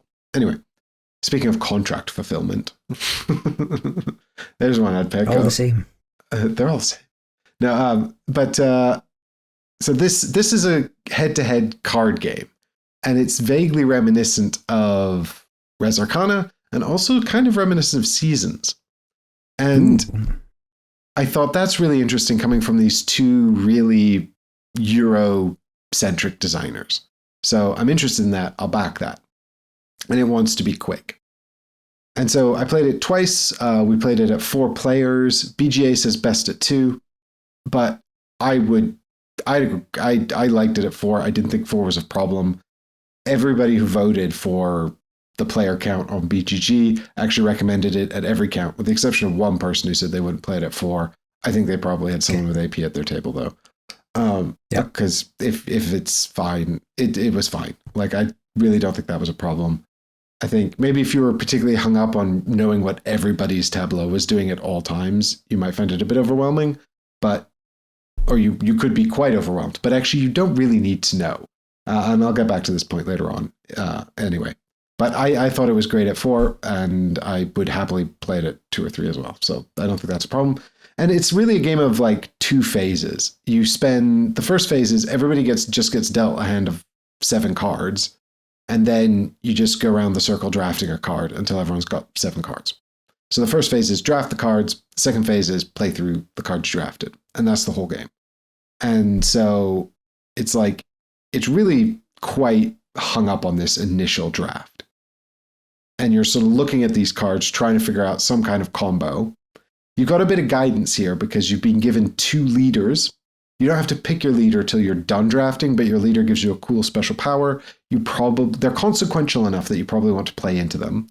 And so you're looking for cards in the draft that can work with either one of the 2 powers, or maybe both, but you pick your leader afterwards. And then you've got this sort of set of cards to play with. You don't know what other people are drafting, and you don't know what their leaders do, so you can't really hate draft. Having said that, in the second game we played, there was one card I saw, and I was like, I don't want anyone else to have this. So I just kept it. And I never played it. I didn't use it. I just kept it because I didn't want anyone else to have it. And it transpired based on one of the other players' combos that I was very right to keep that from them. And I had thought maybe I'd play into it actually, but then I didn't see anything else that comboed with it. So I just ignored it for the whole game, kept it in my hand. But anyway, it's got gorgeous art. And really all you're doing is once you're done this drafting thing, then you're going to play the cards using these mana crystals. And there's 4 different colors. And on your turn, basically you do play a card from your hand or draft a die, which is going to get you some mana crystals in the same color as the die, or attack the monsters. So we're on some tumultuous planet. There's a theme here about a monster or a god that exploded and created the 4 races. And then the 4 races are fighting over the planet. But the crystals that power everything that were left behind by the god are trying to reform and recreate the god. And these have created these dark crystals called Void, which are very powerful but very dangerous. And, you know, it's very sort of high concept, sort of cyber fantasy, futuristic space theme. But the art on the cards is gorgeous. Like Paolo Voto is really great. So I can understand why they've snapped him up at Thundergriff Games. I really liked his art on everything. Now, we had a few quibbles about the iconography in Darwin's Journey, and here the iconography on the mana is not great, because you've got these 4 different color crystals, and they're they're distinguished by the shape of the cracks on the inside of the crystal. So if you're colorblind or you have an issue with the colors, you can look at the cracks and kind of tell which one's which, but their icons on the cards are so small. They're so small. It's really hard to tell. You really have to squint. And, you know, I don't normally have a problem with this sort of thing. But the actual art on the cards are French tarot size. So they're tarot size, but a bit narrower. And the art is gorgeous. Like, it's amazing. It's really, really pretty. And you get a real sense of the sort of the world as well. Like, you know, the red faction is all angry and punchy, and the black faction's all kind of like decaying and does stuff with your life total. You have the life total. I mean, there's a bit more to this game, I guess, than what I'm detailing here. But it really has the presentation of like a Magic the Gathering head-to-head card battler, where everyone's got a life total and everyone's playing creatures out, and you've got artifacts and rituals, which are basically like technologies and rituals, which are like artifacts and enchantments, right? And then instead of having lands that you tap for mana, you've got these crystals that you have to get by drafting dice. And I really thought it was going to be like a Magic the Gathering head-to-head battler, but it's not at all. Like, it just looks like that, but then it plays like a sort of a Res Arcana or a Seasons, a sort of like a drafting game where you're just going to play a handful of cards and then it's going to be done, and it feels a bit more like a Euro. So, but it's quicker than either of those two, I think. It says it's the same length as Res Arcana, but I think just by virtue of, one, Res has a bunch of expansions now, but also by dint of the fact that this actually, I think, has just less rules overhead and fewer cards once the game starts, right? Like, because you only see, in a 4-player game, you only see 28 cards, plus the leaders. So it's really, really, really quick. And so you've got this idea of these monsters that are coming out the void that you have to defeat. So if you want to score points, you either get them by playing the cards from your hand, which have points on them. Maybe you drafted some expensive ones with high points values, or maybe you went for all the cheapies with low points and you have to get them somewhere else. But you're going to get points from playing those cards in your hand. You're going to get points from battling the monsters. There's a set of monsters. It's like a marketplace, I guess. If you can accrue enough strength amongst your creatures, they can take down a monster, and then you'll get the points and also a reward for defeating it. And then you'll also gain points for effects on your cards. Your cards might just have like a sort of a combo power, you know, every time you play another card from this one's faction, get a point or something. And I think that's mainly how you get points. Then the thing is, there is a lot of punching. You don't punch each other's creatures, but you punch each other, and everyone has a life total. And realistically, depending on the card flop, but you probably want something that gives you life back. Because if you're killed, then instead of going out of the game or whatever, you just reset your life total and take a -7 points chip. And when we were setting up the first game, we were like, oh, maybe this is a game where coming away with any positive score is a winning score. And then I proceeded to draft all the cards that punched people, and everyone hated me.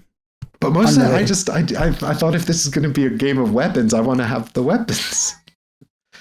Yeah, it makes sense. But the thing is, it is absolutely not necessarily so one thing, if you don't like sort of damage just coming out of nowhere, someone just goes, now everyone at the table takes 2 damage. That's going to be an issue because that happens quite a lot. Every now and again, you'll get to have some really cool big turn, or if you're really into the card comboing stuff, you might be able to build up sort of an engine that goes and does stuff, and you'll have longer turns. But generally speaking, the turns are really, really, really quick. And that's great because, when you die, you miss a turn because your next turn is, I come back with full life and take this negative token. So that's a bummer, but it's not, and I hate that. I really hate that. In this game, it was forgivable just because the turns were so fast. Most of them were dead quick. A lot of the times you're like, I take the green die, I get some green mana, that's it. And the cards trigger off the dice as well, which is kind of fun. Like you want the die in the color you want for the mana color you want, but then also there are cards that will have card effects that trigger when you take a 3 or a 6 or something. So you're like, oh, I want that 6, but it's the wrong color. That's a bummer. So, and then there's a purple die in the center, which is the void die. And you can take that, and then it gives you any color mana, but you take a damage, which is painful because if you don't have a card that heals you, you're very vulnerable. And you can accrue multiple -7 tokens. The game ends when somebody plays out all 7 of their cards. When they play the 7th card, they trigger game end. You finish the round, and then it's done. If somebody empties the monster deck, so there'll always be 3 monsters in play. The deck is escalating, so there's a phase 1, 2, and 3 of the monsters. When the last card is put out, that triggers game end. Finish the round. It's done. I feel like there was another trigger, but I've forgotten it. So victory points. No. Pool. Yeah, if the victory point pools. Oh yeah, that's right. Empty. It's like Race for the Galaxy or Star Trek Captain's Chair. If you got a pool of victory points, and that didn't come close to happening in either of our games. That's why I forgot it. But yeah, there's set victory points, and if they empty out, then game end as well. It's really like you get into the game super fast. Like you do this draft, and then that's really fun because everyone's playing simultaneously, and then you get into the gameplay. And that's really quick. And I suppose you could argue that your bed is kind of made when you start playing the game actual, because you've got these 7 cards and you can't fix it. If it's a bad hand, then you're kind of boned. The game is short enough that it can get away with that. And also, really, that's on you. You should have drafted better. I think you'd have to be trying really hard to draft 7 bad cards, right? Like with the last few, you're going to be stuck with what people give you. And furthermore, let's say you're trying to claim the white luminary cards, and somebody else also decides to build a luminary set, and you're both trying to get those cards. That means you're both going to have to pivot to some other strategy because probably neither of you have enough, right? And because you don't know what other people are doing, you can't really plan around that. You can't really hate draft, except in that, sort of, you see a card that you think is really nasty and you just don't want anyone else to have. But I think that's probably quite good, because there's enough interesting cards. And that's the thing. These sorts of games really live and die by how interesting the cards are, how wonky they are, how interesting what they do is. And I was really curious about Virginia Gigli and Simone Luciani designing cards like that, because I can't think of a single one of their other games that has cards like that, that are sort of totally wonky and crazy. I mean, I suppose you could argue there's that deck of sort of power cards in Grand Austria Hotel that give you like these, but it's not the same thing. This is so, like, that has a complex sort of Euro logistic system underpinning it. Whereas this it's really just the card play. That's all there is. That and this very simple mana system. So it is great. Like, the cards are super interesting and fun, and they all do something wonky and kooky, and you can always find these sort of weird and interesting sort of things to lean into or play around. So nobody came away feeling like necessarily they couldn't find something interesting to do with the cards they got. Having said that, in the second game, one of my opponents definitely, I think, probably built a better table than me. But it's so funny because they had a leader that would trigger off of cards with uneven mana costs. My leader triggered off of cards with even mana costs. So it kind of got the opposite leaders, which was amusing. Yeah. But then one of our opponents played a card that would add a mana to the cost of everything. So now all of their cards needed to be in my deck and all my cards needed to be in their deck. Fortunately, I hadn't planned on this too much, and it wasn't too big a deal for me, but it completely took their engine apart because they couldn't trigger anything anymore. So that was really, I can see how that could be a bit of a bummer. But again, once the draft is done, the game is so short. It's done in half an hour, you know? No, it sounds interesting. I'm looking at the cards, looking at the art. Interesting. I quite like Res Arcana. I quite like Seasons. Would there be a place in the collection for somebody with both already?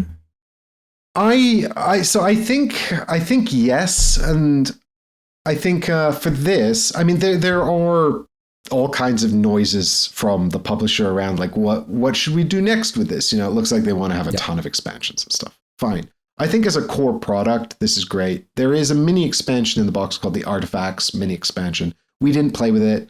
I can see it adds some pros and cons. The pros are that it gives you some more dice manipulation. So if you really hate getting unlucky on the dice flop, because you've got these 5 mana dice that you draft and you only re-roll them either by paying life, which can be painful if someone's playing a very aggressive deck, or when they're all empty. So someone has to draft all the dice and then they get reset. But you pay life per die remaining. So if there's like 1 or 2 dice left, you could pay 1 or 2 life. Your life totals are around 10, so that's not too bad. But if you really hated the random dice flop, the Artifacts, what it does is it puts in 4 little tokens, and on your turn, if you don't have an Artifacts, you can take one of those tokens to get a special power. And when you draft the purple die, you get to throw away the token you've got. So you can only ever have 1 token. It only ever does one thing when you take it. And then you can draft the purple die to sort of reset it and have another token in the future. And the market's constantly replenishing. And a lot of those tokens gave you ways to manipulate the dice to make it a little bit more consistent. But I just thought, like, this is just more powers for us to learn, more iconography for us to learn, and it might just add downtime. So we didn't play with it. I'd try it. I'm not sure it's really going to change my opinion. I think if it's quick to parse, it'll be fine. I'm happy to use it. But if it adds too much downtime, because like sometimes it's really painful when you're waiting for the whole table to go around just so you can take your refresh turn and then it goes around again. Like I said, it manages just to fall on the right side of that, and I wouldn't want anything to tip it into the wrong side of that. Definitely of the 3, I think the quickest to play and the lightest, which is why I think it has a place. I think that it almost is like a sort of a gateway to Res Arcana, but I think this will, you know, be quicker to get into. It's less teaching as well. It's super quick to teach, and then it's just done. It's not a big box either. It's a small box, so I think that's a consideration. I don't know how acquirable it is. I backed it on crowdfunding. No, I'm having a little bit of a look as well. I mean, nobody's selling it for a start. I mean, I presume you've just received it. Yeah, about a month ago. Yeah. Can't see a direct purchase. I would be surprised if it doesn't have some kind of retail release at some stage. But Thundergriff are very weird about this sort of thing. Like sometimes their stuff is so acquirable and sometimes it's weirdly difficult to get. So I would be surprised if they just sit on it and don't do anything more. Well, they're not going to, because one of the Kickstarter things is a little token that lets you vote on the future of the game. So they've clearly got plans for it. But you know, whether that's an expansion or what kind of expansions you want to see, I don't know. But I would be very surprised if there wasn't a retail release of it forthcoming. There's not really any gameplay that is unique to the Kickstarter. I think there was a small number, like 2. I think there's 1 card for each faction, so 4 cards total. That might have been a Kickstarter promo, but I wouldn't be surprised if they sold it later. I don't know if it was exclusive. The Artifacts expansion, don't know. But anyway, I think it's a really quick and punchy game, and everyone I played it with, they really liked it. And it does a number of things that I would have had concerns about, like the miss a turn when you're killed and stuff like that. But this timing is huge because it kind of plays into as well when you attack the monsters in the middle. That's a really good way of getting points. And actually, one of the easy mistakes to make would be to not draft enough followers. Followers, those are your creatures, magic people, to attack the monsters in the middle. And those escalate pretty quickly. Like they start off around 6 or 7, so you need followers with a total power of 6 or 7 to attack the monsters. But then they escalate to like sort of 14, 15, 16 as you get towards the end of the deck. And you don't have to attack them at all. You can get a good score without ever doing that, provided you got some other route to points. Or you can make your turn about that. But it's actually quite a painful process because you've got to play the followers. You've got to play enough followers. Then you've got to exhaust all the followers. And then that's an action to actually exhaust them to attack. So that's one thing. You do an attack, you exhaust the followers who are attacking.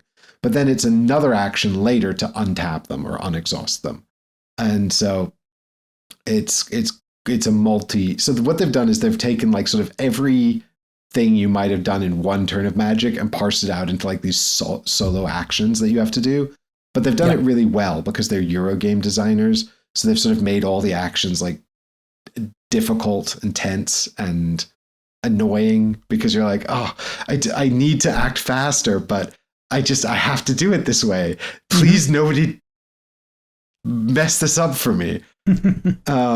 So it's quite a sort of a tight, it feels very tight. And, that's what I expected from these designers. I didn't expect the game to work well at 3 or 4. I obviously haven't played it at 3, but I imagine it works just as well at 3 because it worked at 4. And, and the other thing is like you can put your leader in to attack with the creatures, but then the creatures retaliate and your leader takes damage. And that's so painful because if your life goes to 0, you get those -7 points, and that sucks. But yeah, makes it interesting, right? Yeah, it's really good. And your leader doesn't tap. Oh, it's really good. I really liked it. A real sort of unexpected surprise, a pleasant and unexpected surprise. Oh, yeah, definitely down for giving it a go at some point. But yeah, I don't know anybody that's backed this or has this. You. Yeah, that's it. Well, I don't know, and nobody I knew had heard of it either, which is wild because Thundergriff is a pretty big company. And these are pretty big designers. So I think they must have just really mismarketed it. I wonder if people looked at it and thought when they looked at the crowdfunding, this is like a CCG, or a TCG, and they're just launching that. Sort of, like a lot of them have been launching on crowdfunding with sort of unique mats and things. And one of the weird things, like one of the add-ons was a deluxe life dial. So I just, I bought the deluxe all-in pledge, and it comes with 2 play mats and one of the deluxe health dials. The actual board game comes with the health dials. In fact, it's how you choose first player because one of the health dials has a unique face. So you shuffle all 4 of them up and deal them out, and then you flip them, and whoever's got the unique face is first player. And then the deluxe health dial, it has a different face. So I don't know, but also it's the same quality as the ones in the box. Like it's not better. Right, okay. So it's just slightly different art. Oh, well. So, but I wonder if people looked at that deluxe dial add-on and were like, okay, so this is going to be like a TCG, and they just want me to buy into it now, and then I'm going to be collecting it forever. And so they just lost interest, I don't know. It's just... I don't remember seeing it, but I've signed up to the mailing list now. I like those games, so it seems like the thing for me. I think you'd like this one. I'm going to change pace, though. I'm going to talk about a game that you talked about a couple episodes ago, podcast 34. Everyone wants to go back to there, catch the end of it, where Mike discussed his playthrough of Vantage. Now listen, I know you were all thinking, Mike, why did you only cover Vantage for close to an hour? Couldn't you talk about Vantage more? It was a mere hour.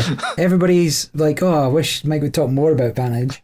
Yeah, it took him an hour to tell us that this game is pretty good. And if you like choose your own adventure novels, you might quite like it. There you go. 30 seconds could have been a wrap-up. But this is a Stone Mare game, new one, designed by Jamie Stegmaier and the artists Valentina Filic. I don't know how you say the NC. Soren Medding and Emilian Roteval. And Mike discussed it at length. Podcast 34. I hadn't had the chance to play, but I did know somebody that had pre-ordered it and bought it and received it. And we finally got a chance to sit down. It is a 1 to 3 player cooperative adventure game, despite what the box might say, telling you it goes up to 6. Do not play this at 6. I think 3 players is fine. I think more than that's going to stretch the abilities of it, and I'm not 100% sure how Board Game Geek people have rated this as well. Let me have a quick look at player count. So best at 2, recommended 1 to 3, 4, 5 and 6. No. That is what Board Game Geek says. I do know a group of people that played this at 5 and they all seem to have a nice time, but I've not, so I'm just speculating, and I my speculation agrees with Barry. I wouldn't. Yes, I too am speculating. I played it at 3 player. It was fine. Good number of people to be playing it with. Yeah. And the game as a whole plays out as an in-depth choose-your-own-adventure book with over 800 locations and about the same again in different items and things you can find and discover in these locations. And if you want a sort of full breakdown of kind of how it plays, again, pop back a couple episodes. Podcast 34, last hour. Michael will cover most of that. But I played it and I've only had a single playthrough, but that single game went for about 5.5 hours. And I very much enjoyed it. I was very sad when it ended. Like, I was just like, I could have kept playing that for another hour or 2. I was having a really good time. That said, I do not think it's a good game. And specifically, I do not think it's a good board game.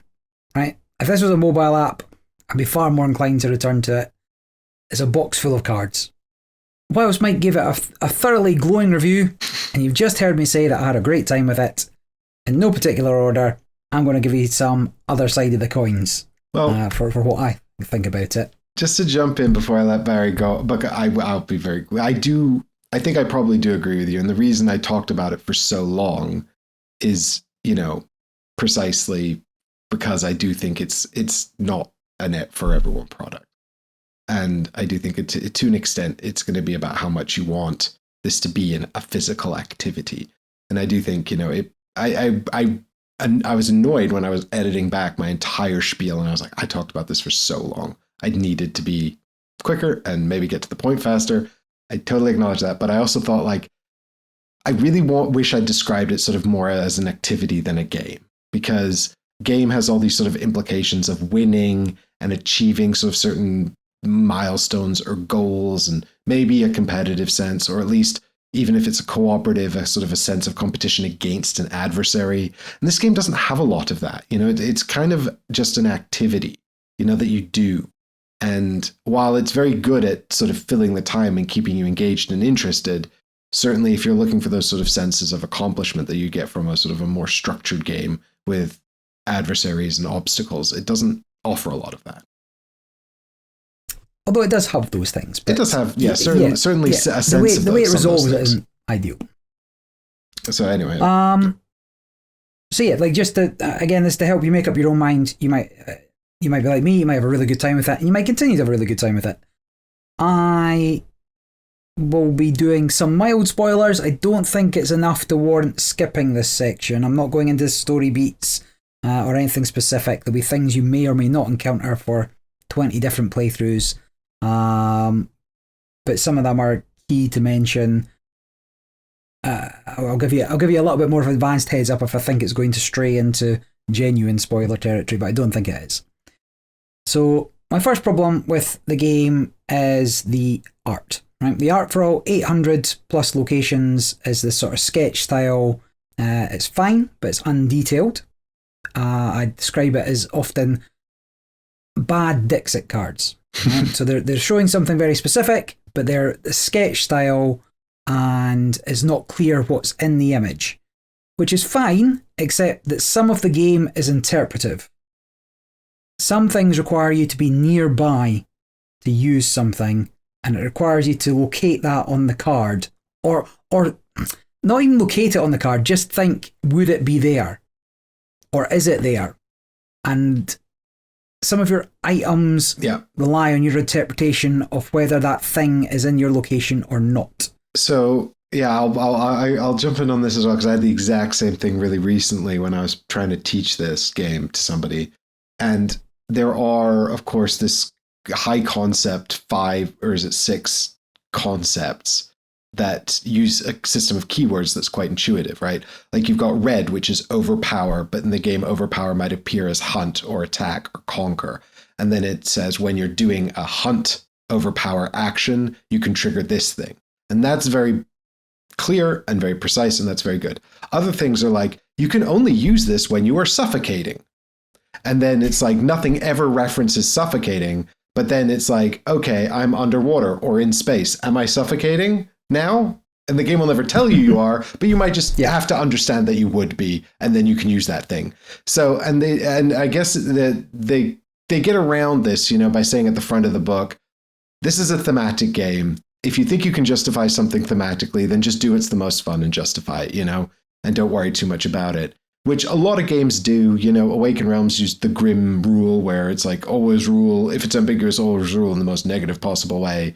And Earthborne Rangers uses the fun rule, always rule in a way that you think is most favorable. And everything sort of has their own take on that. But I do think that this, you lean on it a little bit too much. Like, it would be nice if it was a little bit more specific. Yep. So, yeah, you can mostly roll with it, right? Yeah. But it's sometimes ambiguous, and it sometimes matters more than others as to whether or not you can go with it. So this sort of loose approach to the rules does rear its head in a number of different aspects of the game, up to and including being able to meet the objectives. So here we're saying, the element of the game that is the game, this impacts, it's not the vibe of it, it's not the, I'll get the extra couple of resources or whatever because I think I'm in an area with a pickaxe or something like that, So, again, specifically, I don't think I'm straying into spoiler territory, but I had a goal of scaling a tower. Cool. I scaled a thing, used the keyword scale. The thing I scaled could be described as a tower, maybe, but it was unclear whether the goal was to scale a thing that's like a tower or very, very specifically scale a tower. I went with it being very, very specific. I found nothing else to scale the whole game. None of us seen anything that would be remotely scalable the whole game. So maybe I did it, and I just don't know. Other elements of the game asks you whether a threat is removed. Sometimes it's very obvious when you've removed a threat. Sometimes it is not obvious whether a threat has been removed or still exists. And it's tricky as well because the game insists on calling every alien that you meet a sentient and doesn't distinguish them in any other way. You've got to remember what you've met, who you've met, what they're like, what they look like, these kind of things. And it's very tricky across a 5.5 hour play session to remember everybody that you've seen in the last 14 cards. It's tricky. Now, whether or not that's going to be a problem for you, whether you're willing to go with the flow, is really about the kind of gamer you are. I'm generally not that type of gamer. I'd rather know what I've done and whether something's checked off and I can move on to the next thing, or whether I'm still trying to achieve something. We mentioned that they've got the 6 different basic actions, so each location has those 6 actions on it, but you can only do a single one of those actions per playthrough. Even if you return to that card, you can't do something on there, you just have to move out. If another player goes there, they can't do something different. If you've done something on that card, you cannot touch it again. And unfortunately, those actions often don't relate to anything that you can see on the card, and you're just guessing at what an action might do, in part based on the art, in part based on the keyword that's being used. So to give you an example, it might be the ability to wave at a location. It happened, I was at the water. Is that go surfing on the waves? Am I waving at somebody? There's nobody in the picture. And then you're just kind of guessing at what you might achieve. And the same thing, you've no idea about what powers your character has. Like, there's a certain element of sort of magic and sci-fi futurism and within the game, I got to a location. One of the options was siphon. One of the options was channel. What is that? What does that do? I have no idea. So Vantage itself is a game of discovery and encourages you just to roll with it. Okay, which up to and including not telling you what you're trying to achieve with certain dice rolls.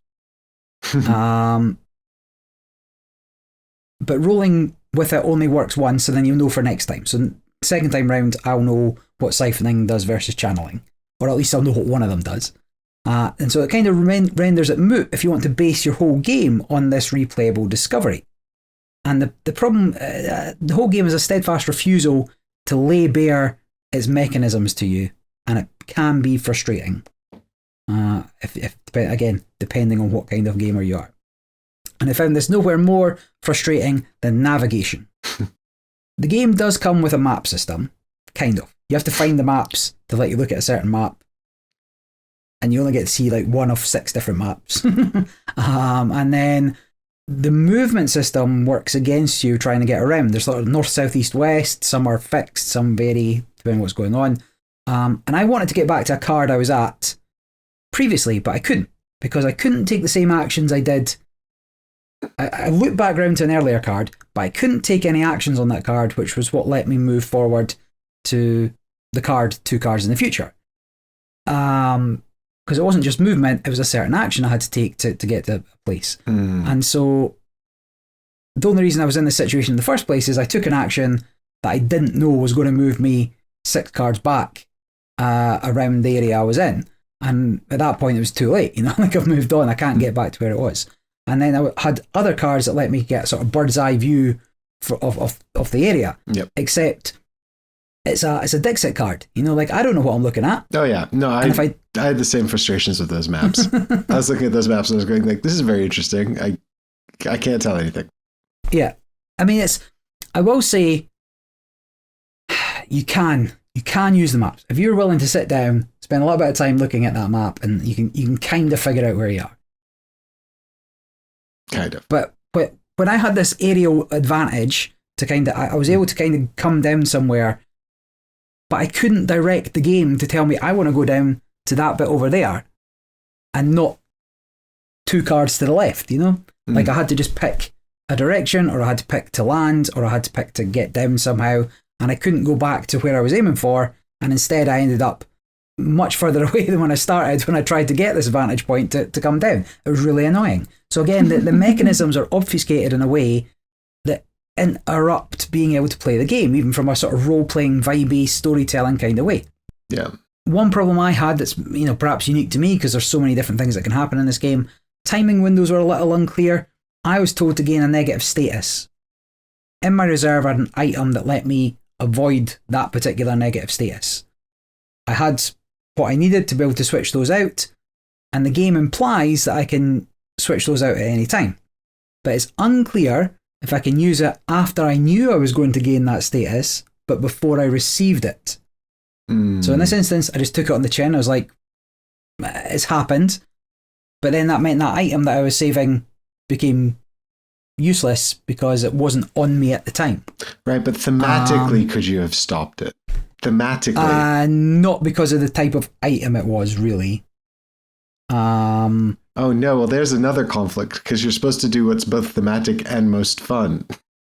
Yeah. So thematically, I couldn't get this thing out in time to stop myself being poisoned or whatever is happening, but it's also not fun.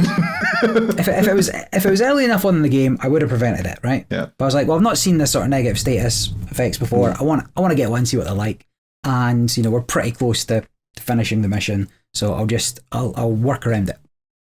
So, but perhaps most egregiously, the story game, but very often the story it was telling would contradict what we'd done and changed about the world, because there was no way of like a keyword system or similar to track what's changed properly. Yep.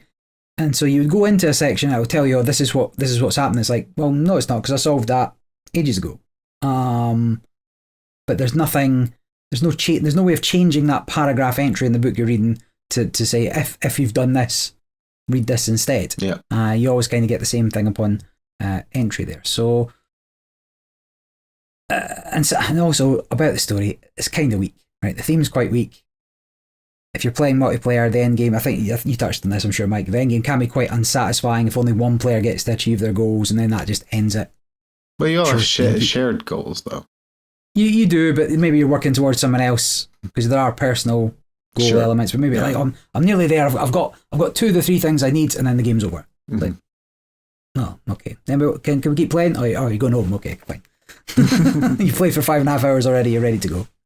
So the gameplay elements themselves were fine. I mean, it was frustrating to not be able to do what I wanted.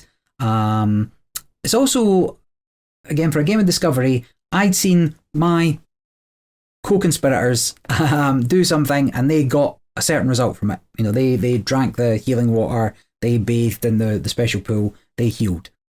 I was searching for healing for ages. I was like, okay, well, you went into the water and did this. I've found this lagoon, this waterfall. I'm going to go hang out in the water. Oh, I get bit by a fish. Great. Lost another health. Like the actions were not the same. There was nothing that I could learn from what they've done. In-world consistency. Yeah. But the gameplay itself, everybody takes one action and it keeps the game moving, but it can become boring, right? I would run it a little differently next time. I think sort of RPG style after one meaningful action rather than just one action. So if you move, you can do something after you've moved, right? Because if you move and then the other 2 people are getting tests and they're switching things in and out, it balances out over time. But if your actions just give me a new card and then you got to wait for it to come round again, be doubly annoying at a 6-player game. Yep. At least at 3 players, it's snappy. But a meaningful action, which also has quite a loose definition, but you know it when you see it. Yeah. And then the worst part, the resolution mechanism is almost meaningless by the time you're set up. By the time you got stuff, you're going to pass everything. Like, we had absolutely no problem. Everybody had ways of mitigating dice, fast actions you can put the tokens on, and because we're all rolling so many dice at a time, you're refreshing it every 2 turns or so, and we could just share out what was going on. And towards the end of the game, once you've got a full complement of items and things you can do, we were having zero problem mitigating every dice roll. It was a formality to roll the dice. And in fact, it was advantageous because you're getting to load up some of your things which to get the boost tokens. Yeah.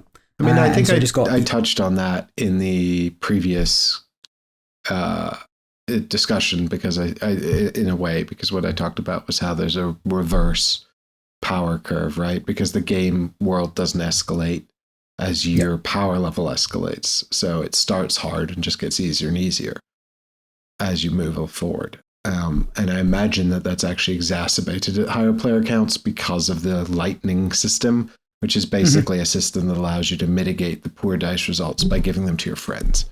And of course, in the solo mode, you don't have any friends. You don't have any friends? It's just like real life. Exactly. So, to be clear, the game I played, long game, great time with it. Didn't want it to end, loved it. And I'll probably enjoy my next game of it. And then I won't.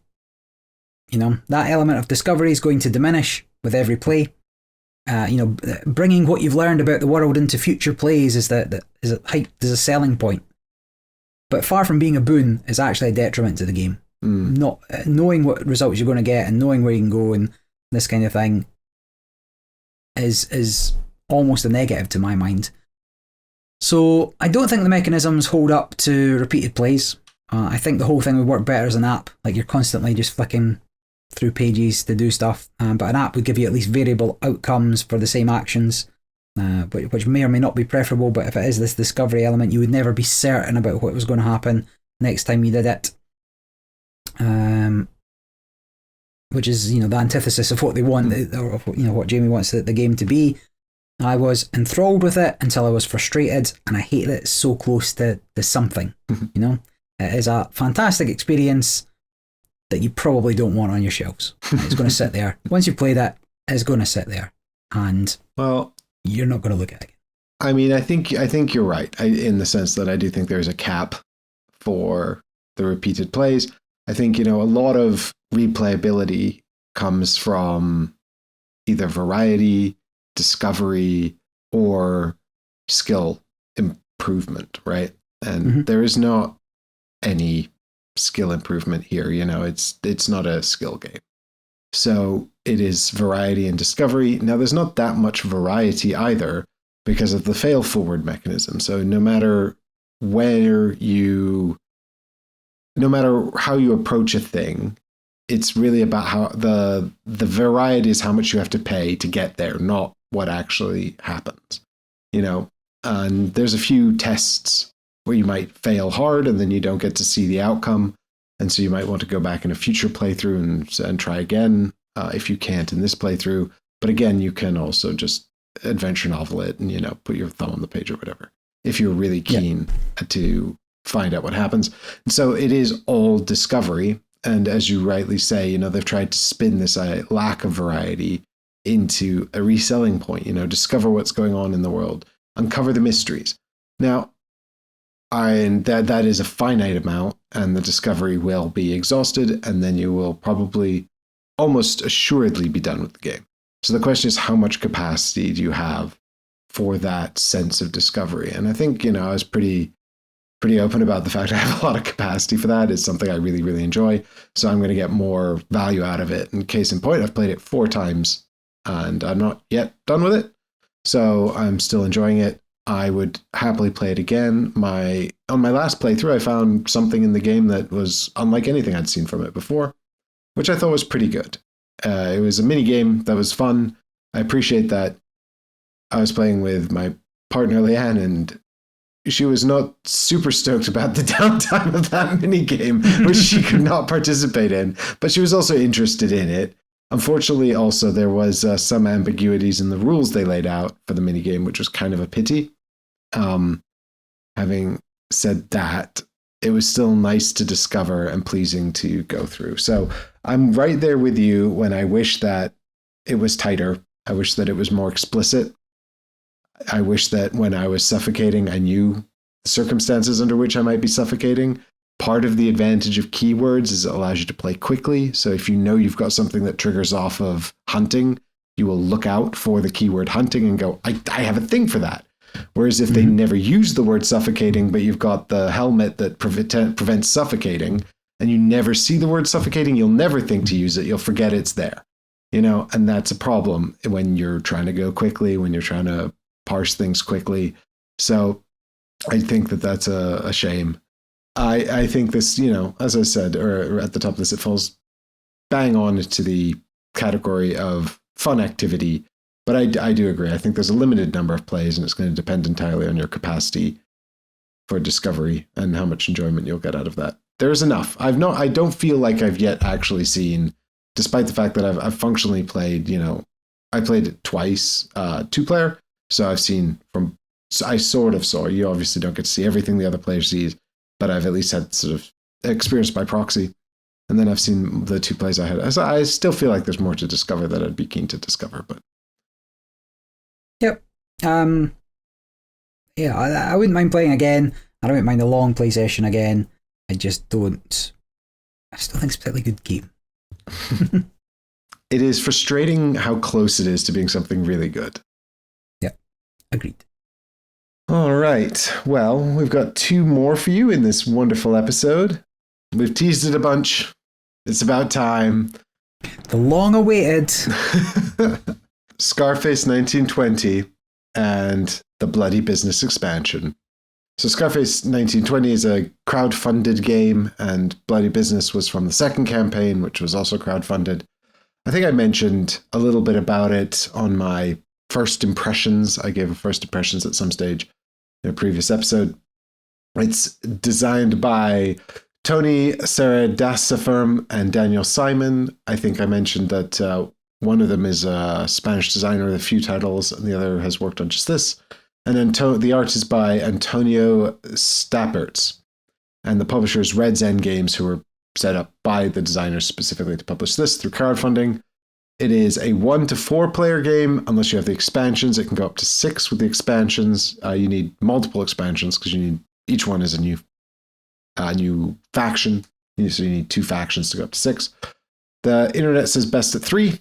It also says the playtime is 90 to 150 minutes. and the weight is 3.8. And for context, Root is 3.83, Arc Nova is 3.79, and Brass Birmingham is 3.87. So actually lighter than Root and Brass Birmingham, and a hair heavier than Arc Nova.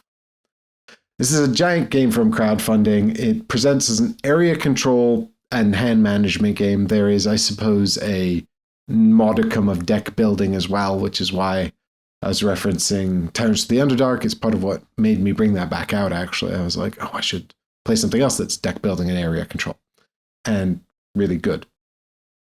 So it is set in 1920s during the Prohibition era. You are gangs in Chicago. You've got the main gang is, of course, Capone, and then you've got these other characters from the era who I'm not familiar with. I imagine there's a lot of research that's been done on that. So you've also got this Elliot Ness figure, which is played by the game, and Elliot Ness and the feds are coming to shut down your operations. So it's a multi-layered game because you've got the board, which is Chicago, which is divided up into districts and neighborhoods, and you want to control the neighborhoods so that you can sell them illegal booze and guns. You've got the hand of cards, or the deck of cards, which is going to allow you to take actions, and you can unlock additional cards to put into the deck, either by upgrading your gang and getting lieutenants, or by buying them from a marketplace of associates. So then you're trying to do the area control on the game board, which is about controlling the neighborhoods, and you're trying to do the deck building, which is about building up that deck. But there's also a tableau building element as well, where you've got these job cards that you have to fulfill by meeting certain criteria, and some of them are instant effects that are resolved and then discarded, and others are permanent effects which come into play and are actually very powerful, and they stay in play for the rest of the game. So ignoring the jobs, not great. You've also got the deals, which are part of this sort of core logistical chain of producing alcohol and guns and then selling it to the neighborhoods. And so the deals are how you're going to get alcohol and guns. And you start off with 2 crummy deals, and then you can get more deal cards. And every time you get a card, you can either broaden the number of deals you have by placing it to one side, or you can make the deals you have better by tucking it under existing cards. And the reason for this is you take one action to do one deal. So by broadening it, you can take multiple actions to do different deals, but by having one big deal, you can do it all for one action, but that deal becomes increasingly expensive as you add more cards. So, if it gets prohibitively expensive, you will have shot yourself in the foot. And so you're managing this chain of send someone to do the deal, get alcohol and guns, and then store them in either the neighborhoods or on the deal cards themselves. And then when it comes to selling goods, you can do that either by taking a sell action or by during a refresh phase. You've got this concept of refresh we'll get to, I guess, but you will be able to take all the stuff you've got. You'll be able to make sales during that step for free, but you might want to take them first because other people can take the alcohol and the guns from you, but only if it's stored on the board. The stuff stored in your play area is safe. Anyway, that's all kind of by the by, but it's important to sort of highlight that logistics chain. Now, there are on the game board itself, you've got this idea of area majority, but it's wholly deterministic. So every neighborhood you control has a defense value, and if your opponent has an attack value that is equal or greater than the defense value, they just take it from you. So the gangs don't fight. You might have, if you want to, for example, take a neighborhood back, you could just march your own guys in there, and provided, again, you eclipse the defense value, you get to take it back. It's worth noting that all your guys add 1 to defense. So if your opponent attacks you with a big force and takes away one of your neighborhoods, you will need an even greater force to take it back until they march that force out, and then you can go in and take it back. But there's no actual sort of killing of the dudes by the other dudes. So if you exchange control of the neighborhoods, it's, peaceful in the sense that nobody loses soldiers or thugs, right? I'm using a collective term from board game terminology, but they're called thugs in this game, because you're a gang in it. But if you control the neighborhoods, you can sell the alcohol and guns. And so you're trying to, move your thugs around and take control of these neighborhoods. There are more neighborhoods than players. And it's possible for different districts to hold different numbers of neighborhoods. And the thugs can exist. For example, the central district is 3 neighborhoods. You can have a whole bunch of thugs in there, all sort of threatening each other's neighborhoods as well. There's a concept of criminality which kind of represents the feds, and they're cracking down on guns and alcohol. When you do some of the more powerful actions in the game, you up your criminality, and when it hits the top of the chart, it will trigger a raid, in which case you'll flip a raid card over, which will have a negative impact on everybody, and the extent of that negative impact will be dependent on their position on that criminality track. Theoretically, the lower crime rating you have, the less likely you are to be hurt by the feds. But round to round, you've got a hand of cards. You get to play up to 2 for free, and then every card you play over that increases your criminality. So you want to play, a big hand of cards. You start with a hand of 3, but you can get a hand size of up to 5, or maybe even more using quirky game mechanisms that might come out and might not. You could, if you had a hand of 5 cards, play all 5 cards, but you'd suffer 3 criminality. Is that worth it? Maybe, depends on your hand. But there is this whole sort of hand management element, because so long as there are cards left in your deck, you cannot pass. And you pass. What I mean is you can't take the refresh turn. And the refresh turn is what resets your discard into your deck. So if you're buying new cards, you've got an option of putting them directly into your hand by spending alcohol, but you kind of want that for the sales. So then you have to put them in the discard, and then you have to cycle your deck to get back to them. And so it means you could wind up, if you don't manage your hand carefully, you could wind up with crummy turns because you've got only a couple of really crummy cards in your hand that you have to play for your turn now. Similarly, you can also have a 0 card turn where you just don't play any cards and you actually don't progress the cycle of your deck, but you get some minor compensation for playing 0 cards. So maybe that's a good thing that you want to do. I don't know. Anyway, that's actually in the Bloody Business expansion. To be clear, nobody cares if you play 0 cards in the core game. In the expansion, Bloody Business, you get bullets if you play 1 or 0 cards. And bullets give you access to the extortion action, which is okay. It does a bunch. It does like 5 different things, and some of them are pretty useful. So that's a whole new mechanism. So functionally, you're playing out these cards, and that's into your plan. It's called a plan, and all the cards have a rating. I think they're strength and influence. We called strength POW because it looks like a punchy fist. I actually can't remember the technical term. But you will spend these. So on your turn, you get to do one cool action called an order. And there's a menu with like 15 orders that you can do. But you do one of those, and then any number of actions from your cards. Except that all the cards that start in your deck are rubbish, except for one, which is your boss. And that boss has awesome powers. It's the best card in the game. You'll never get one better. And those actions are, the boss typically lets you do cool stuff for cheap or less, or ignoring some major obstacle. There's a boss in the core game. There's 4 bosses. Al Capone, who's really good at hiring associates. You've got the blue faction leader, who's really good at deploying and moving thugs around the board. You've got the green faction leader, who's really good at producing alcohol and guns. And the purple faction leader, who's really good at completing jobs.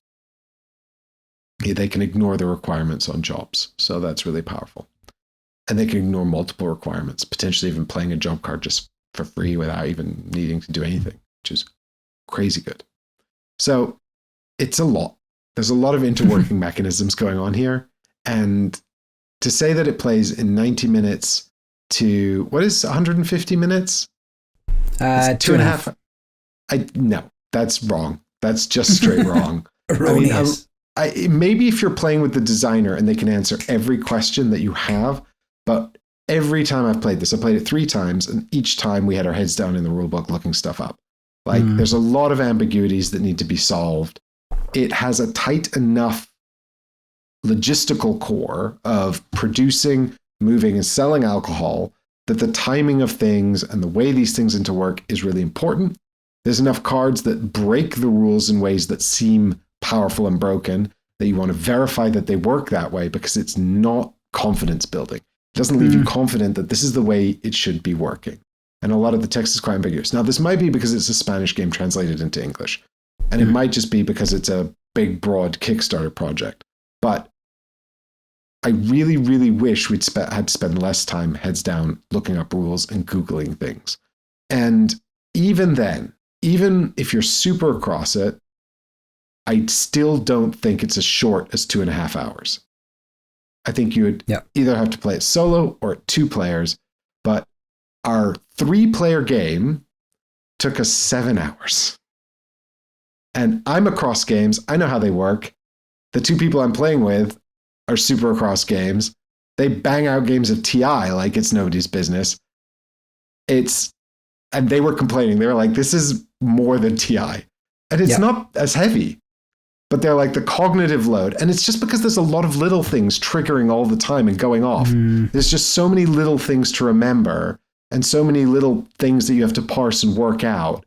And so the turns just, sometimes they're really fast and sometimes they're really slow. And a lot of it depends on the number of cards you've played and which ones you've played. Your boss turn, where you play your boss card, is always going to be much bigger. And, part of this is also the bloody business, which we played with in 2 of our 3 games. I mean, I don't know how much I want to go down the road of getting into the nitty gritty of what the expansion adds and things like that. A lot of the things it adds do feel like, because there's a lot to this game. It's a big, heavy game. The expansion doesn't fundamentally change the core experience. What I'm describing, it's really long. The core game is like that too. We had the same exact problem with the core game.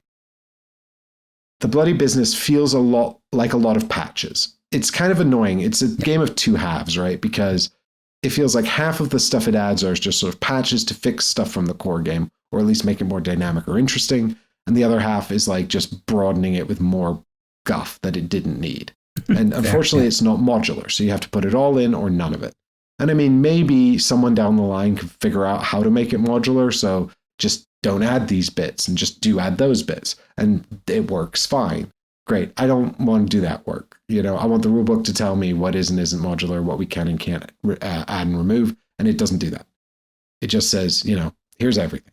It's really long, which would be fine if it felt consistent and interesting and dynamic. Now, it does escalate. And part of the reason it took me quite a long time to get around to this, and I wanted to play it 3 times at least before I talked about it, was because there is so much going on here that it is hard to get a sense of it. And it's hard to get a sense of how it should be working or how it's intended to be working and what its gameplay is supposed to feel like. Like, I've written in the notes here that one of the players during one of our games says, I think I get the vibe of what this game is trying to do. But I'm not really sure that I do because, looking at it, I've sort of written here that I compare it to Roth or Inish, and that's because of the way the area majority is deterministic. Like Inish, you trade a soldier for a soldier in a fight, just one-on-one. It's the same in Roth. It's a simple majority for who controls the area. This is not quite like that. There's a defense value you have to equal or beat, but it's still very, very deterministic. It's not like there's dice. We're not playing hidden combat cards or anything like that. So it feels almost like it's got this Euro logistics chain for making and selling alcohol. It's got this deterministic area control on top. It feels like it wants to be this tight Euro game. And then everything else is just like, Moon Knight's random bullshit. And it's just like, yeah, exactly. It's just like, what was the point of that? Like, why? Because I said theoretically, when you reveal a raid card, it punishes the person who's in red criminality the most. But sometimes it doesn't, and sometimes it's just the way it flops. It punishes the person who's lowest on the criminality the most. And I can't tell if that was deliberate or if that's just a quirk of the way things are working in this particular game. But it's so it obfuscates its own dynamics. Another good example is like in the first game we played, we had a player that hit max criminality. They didn't want to take the actions to reduce their criminality because they felt like the tempo cost would be too high. They would fall behind on the production, on the selling and all that stuff. So they just kept hitting raid over and over, like generate like 3 criminality on their turn, but in 3 separate instances of 1. So they'd resolve 3 raid cards. And it resulted in the entire economy falling apart and the game didn't work anymore, And it's like, well, it's hard to argue that they shouldn't be doing that because although they were losing, I don't think they would have been winning if they stopped and tried to get their criminality down because the steps to do that were so long. And, they were already so far behind. I think their path to victory was already done, you know? And it is possible that they had some secret plan to profit from it. They didn't. They were dead last. But, you know, the point was that they also, like, the whole game fell apart and it was not a good time at all. And so in the second game that we played with 4 players, people weren't really doing that anymore. They were focused more on what the sort of the core conceit of the game seemed to be. But again, it's a bit too broad. There's a bit too many things to do. Like, you want to be building up that tableau of deals so you can make good deals to sell alcohol. You want to be producing the alcohol with those deals and then selling it. That seems like the core conceit of the game. You have to play the area majority of the game to open up the retail areas to sell the booze and alcohol.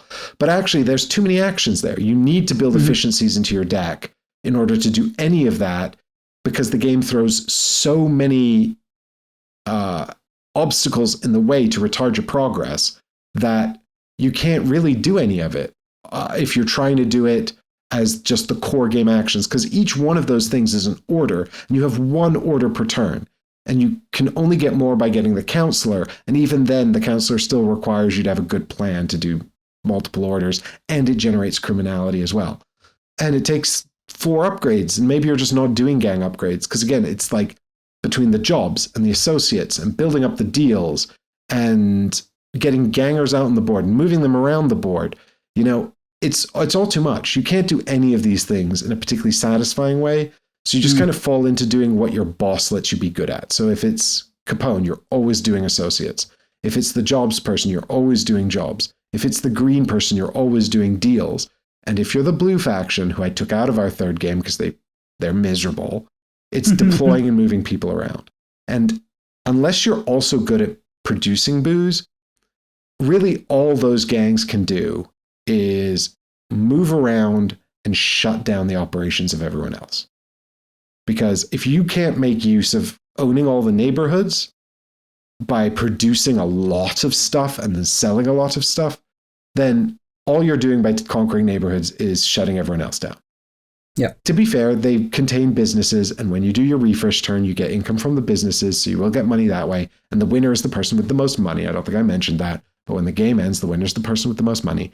But it pales in comparison. The income from those businesses pales in comparison to the income from a few good sales, you know?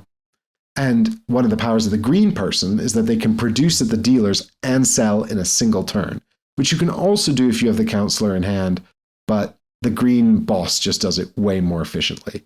And you don't have to do any upgrades to get there, you know? It's just the blue faction is terrible at scoring points and really good at shutting down all the other players. And that's miserable. Why would they create a faction like that? It sucks. It just sucks. So we don't play them anymore. So we took them out of the third game, and then it felt like it operated more like it was supposed to be operating. But I really get the impression that if people play this game really aggressively, it's really easy to shut down what people are trying to do, but it's really hard to build up an engine, you know? And after 7 hours, we all felt like we'd kind of got an engine up and running, but then the game was over. And also we were sick of it for hours by this point, so it didn't matter, you know? But like, I was building this Capone engine in the third game, and I finally got like this incredible card draw by getting the upgrades and the jobs I needed to draw these cards into hand, and I could get my criminality down by threatening people, and I could so I could play these big hands of cards and then get my criminality down and do all this cool stuff. But it was only in the final like 45 minutes of the game. And it was just like, well, it's a small percentage. That's a very small percentage. And also, Tyrants of the Underdark gets me here in 90 minutes and it's way more fun. You know, so why? Yeah. And I can only do this because I'm Capone. If I was any other faction, I couldn't be doing this strategy. I'd have to do a different strategy. So it's so odd to create all of these mechanisms and then make them accessible to everybody, but only really accessible to the person if you have the right faction. And I don't know, I've seen these sort of, it's really well reviewed on BGG, which I don't understand. And I've seen all of these reports where people are like, oh, I got this awesome engine going and I'm running it. And I don't know, if the people I'm playing with can't figure out these engines, I don't know how you are. And I can only imagine it's because you're not playing aggressively. you're all just kind of sitting there doing your own thing and ignoring the area majority stuff and playing it like a sort of action efficiency puzzle. Because I think if you're generally leaving each other alone, you can build up an engine, provided nobody's maxed out criminality and just hammering raids. But it's like all of these sort of caveats, don't play with people who are really aggressive. Don't do the fighting. Don't engage in the criminality because, and then if you've got bloody business, you've got these G-Man cards that come out, just one per game, but there's like 40 of them in the box or 30 or whatever. But you deal one out during setup. And that is hugely consequential and really changes up the game. And one of the G-Man cards just hits everybody on the board. So like this is a hit just wipes out your thugs. So we functionally played a game where nobody would put people on the board because the minute they did, they'd just all die thanks to the raid cards and the police cars. So it was like, so that's just a part of the game we're not playing with now. It's so weird how these one random setup elements will just shut down whole swathes of the game. And it's like, is this deliberate? So it's like, did you create this giant sandbox and then part of it is just shutting elements off? So it's like in this game, you're going to be focused on this element and this element and this element. It's almost like that part of Euro games where they put out the objectives for this Euro game and you're like, oh, this is the Euro game where we're going to be concentrating on contracts or silver or whatever, oh, there's a bit of overlap between these two objectives. Maybe that's my strategy. It feels a bit like that where it's like, oh, this is the game where there's no thugs on the board. So we're not doing the area majority thing. So maybe we're just doing the associates thing. I find it so baffling. It's such a baffling design. It's clearly going to be way better if you're playing it with somebody who designed it or made it or produced it because they're going to be there and they're going to be answering all the questions and they're going to be able to guide you and go, these are good moves, these are bad moves. But it feels like it wasn't blind tested at all. Like they never just gave it to a group of people and said, hey, we're just going to watch you learn this from the rule book and play it and see what happens. Because if they had, I think they would have been, and I think they would have been really surprised concerned by what they saw. But I don't understand why. What I don't understand is why this has been my experience and it doesn't seem to be pretty consistent with anyone else's. It's really confusing to me because it's really well regarded. It's really well rated. It's done really well on crowdfunding. People seem to be really interested in it. But I can't think of a single thing it's sort of doing well that warrants this length of playtime. The game does have a variable length. So the way the timer for the game works is that there are these sort of event rounds. And every time someone refreshes, so they've exhausted all of their cards, it means all their cards are in their discard and they have no cards in hand. Then they're allowed to refresh. Then you reset your deck and you get to do a bunch of stuff like sell at your districts and earn income from your businesses and whatnot. And every time they do that, it advances the timer. And I think, the timer has a number of steps it can advance per player. And I think it's like 4 for 3-player games. So it's a little uneven, right? And then it's also going to be directly proportional to the size of your deck. So if you're playing with Al Capone, they'll generally refresh less because they get more associate cards that fill out the deck. And so there's this player agency around the game length because it depends entirely on how rapidly people are refreshing, how many big hands they're playing. Of course, you have only so much you can do about rapidly pushing the end game because if you play your hands too big, you'll take a lot of criminality, you'll draw a lot of raid cards, and that might be your strategy if you're ahead. Because money is secret, right? It's behind a screen. So you don't actually know who's winning at any given moment, which is another problem because there's a lot of targeted player interaction, but you genuinely have no idea who's winning for most of the game. And that's a big problem because it's kind of like the game is like, hey, pick someone to attack. And you're like, who? Why? And it's like, oh, we better shut this person down because they've had a bunch of big sales. But what you don't realize is the other person is sitting on a bunch of victory points in their deck, because they've just been buying up all these associates and they're all worth points. And that's only true in the core game. I know in the expansion, they put in the changes to the endgame scoring, but almost all of the candidates you can elect for endgame scoring also score for associates. So it's still true. So don't mention that in the comments. I know. I'm just summarizing for the people that don't need to know all of the detail. And so it's like it wants you to do these targeted player interactions, but you don't know who to target at any point because the money's hidden behind a screen. And so then it's like you're pushing the end game, right? But you don't necessarily know who's winning or if you're ahead to push the end game, right? So you don't know if you necessarily want to be doing that. And maybe you'd be willing to take on the potential for a lot of raids that could potentially be punishing. Now, I'd point out that sometimes the raids are not punishing. And if a lot of people don't have anything, then they're largely inconsequential. But what they do is they shut down. Like very often the raids are just confiscating all your guns and alcohol. And they just shut down that core underlying economic logistics loop of the game, which is produce guns and alcohol and sell them. And then the feds show up and take it all away. And then you get a bunch of raids and they all do that, or they kill all your thugs on the board. And they just shut down all the action economy that you've been doing for the last 2 or 3 rounds. And you're like, okay, so now 2 or 3 turns. So now I just have to start that whole process over again. I have no choice. So the raid cards aren't fun. They're not like a fun random thing. And it's like, oh, look what happened. Oh, look, I got away with that. Oh, that was really close. Or, oh, thank God. Or, wow, this has really opened up an opportunity for me to attack your outfit. It's not fun because it's almost always, oh, you took a bunch of actions to do a thing and now that thing is gone. So the design of the raid cards needed to be more interesting. I would have thought that a passive ongoing effect for the next round of play or something would have been more interesting. Something that maybe shut players down or force them to do something differently rather than just taking away the things they've already got. And very often the raid cards are just everybody loses some money.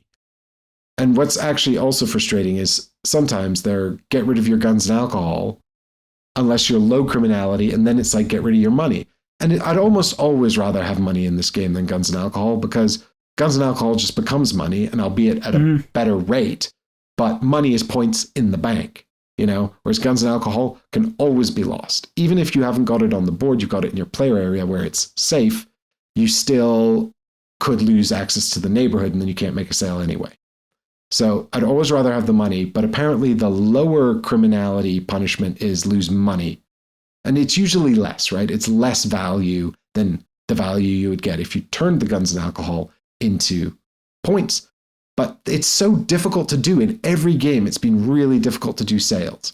Even in the games where we've done a lot of sales, it's still not a lot, right? Like it's like sort of 6 or 7 sales over the course of a 7-hour game. That doesn't feel like right. That doesn't feel right. And if you were, again, so if you're going to go for this hyper aggressive pushing the end game strategy, you have no heuristics to go on. So you're just doing it because you have a vibe that you're winning. So if you're not pushing the end game and everyone's playing at a casual pace, it's not going to be any quicker, because it's just about cycling your deck. And everyone starts with 6 cards. You're probably going to play 2 around at the beginning, maybe less, maybe a few more because you want to have a big hand or whatever. But largely there's not that much incentive to play a bigger hand early on, because most of the cards give you 1 strength or 1 influence, and there's not much you can do with a bigger hand. You either want 1 or 2 influence or 1 or 2 strength. 3 strength, 3 influence would be good, but you're probably not going to get all 3 of those cards in your opening hand. And a lot of it depends on your boss's starting stats as well. It's really slow to ramp up. It needs like a prelude or like 4 preludes, expansions. And it's a lot. It's a lot of slow ramp up and then frustrating retardation before your engine eventually kicks off, if it ever does. And for an experience that feels just too broad and untargeted and is easily replaced by like something else, If you like the area majority and the deck building, play Tyrants of the Underdark or play June Imperium. I know June Imperium only has 1 area majority, but it's a good one. Like either of those are a better time than this. And if you like the tableau building stuff, it's pretty consequential because the permanent jobs can be really, really powerful. But also, unless you're the purple faction, you're unlikely to get like that many of them. It's not like a Everdell or a Terraforming Mars where you've got, 50 cards, or, well, Everdell's capped at 16 or whatever it is. But, you're not getting a whole ton of cards that are interworking. You might get 4 or 5 or 6 jobs, right? If you're lucky. And it's a whole action. If you don't have a card in your associates that lets you get a bonus action to take jobs, then you have to go and draw jobs as your order. And those orders, I don't understand why you're capped at 1 order around.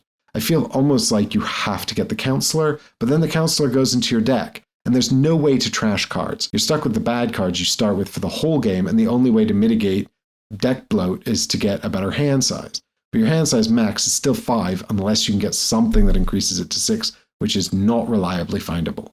So, I don't know. It feels kind of like it's got all these ways to build an engine, but then it's too hard to build any engines. And then by the end, you might have cobbled together some wacky doolally contraption that gets you over the finishing line.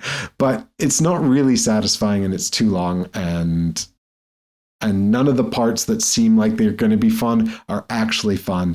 And in the end, it's usually the most profitable thing is whatever you can do the quickest. Because if you don't get rid of your stuff quickly and just turn it into money and hide it, then probably you're just going to be randomly punished. Like, the raids are going to kill all your dudes, or they're going to take all your alcohol, and you're just going to have to start from scratch again. So just convert things into money as quickly as you possibly can and get out. It's so close to being good and interesting. I truly don't understand all of these sort of positive reviews where people are like, I built this awesome engine and here's how it worked. And I'm like, were you playing solo? Like, what? I've not looked at the solo mode. Maybe you were playing solo. I don't know. I don't know how that works. No interaction.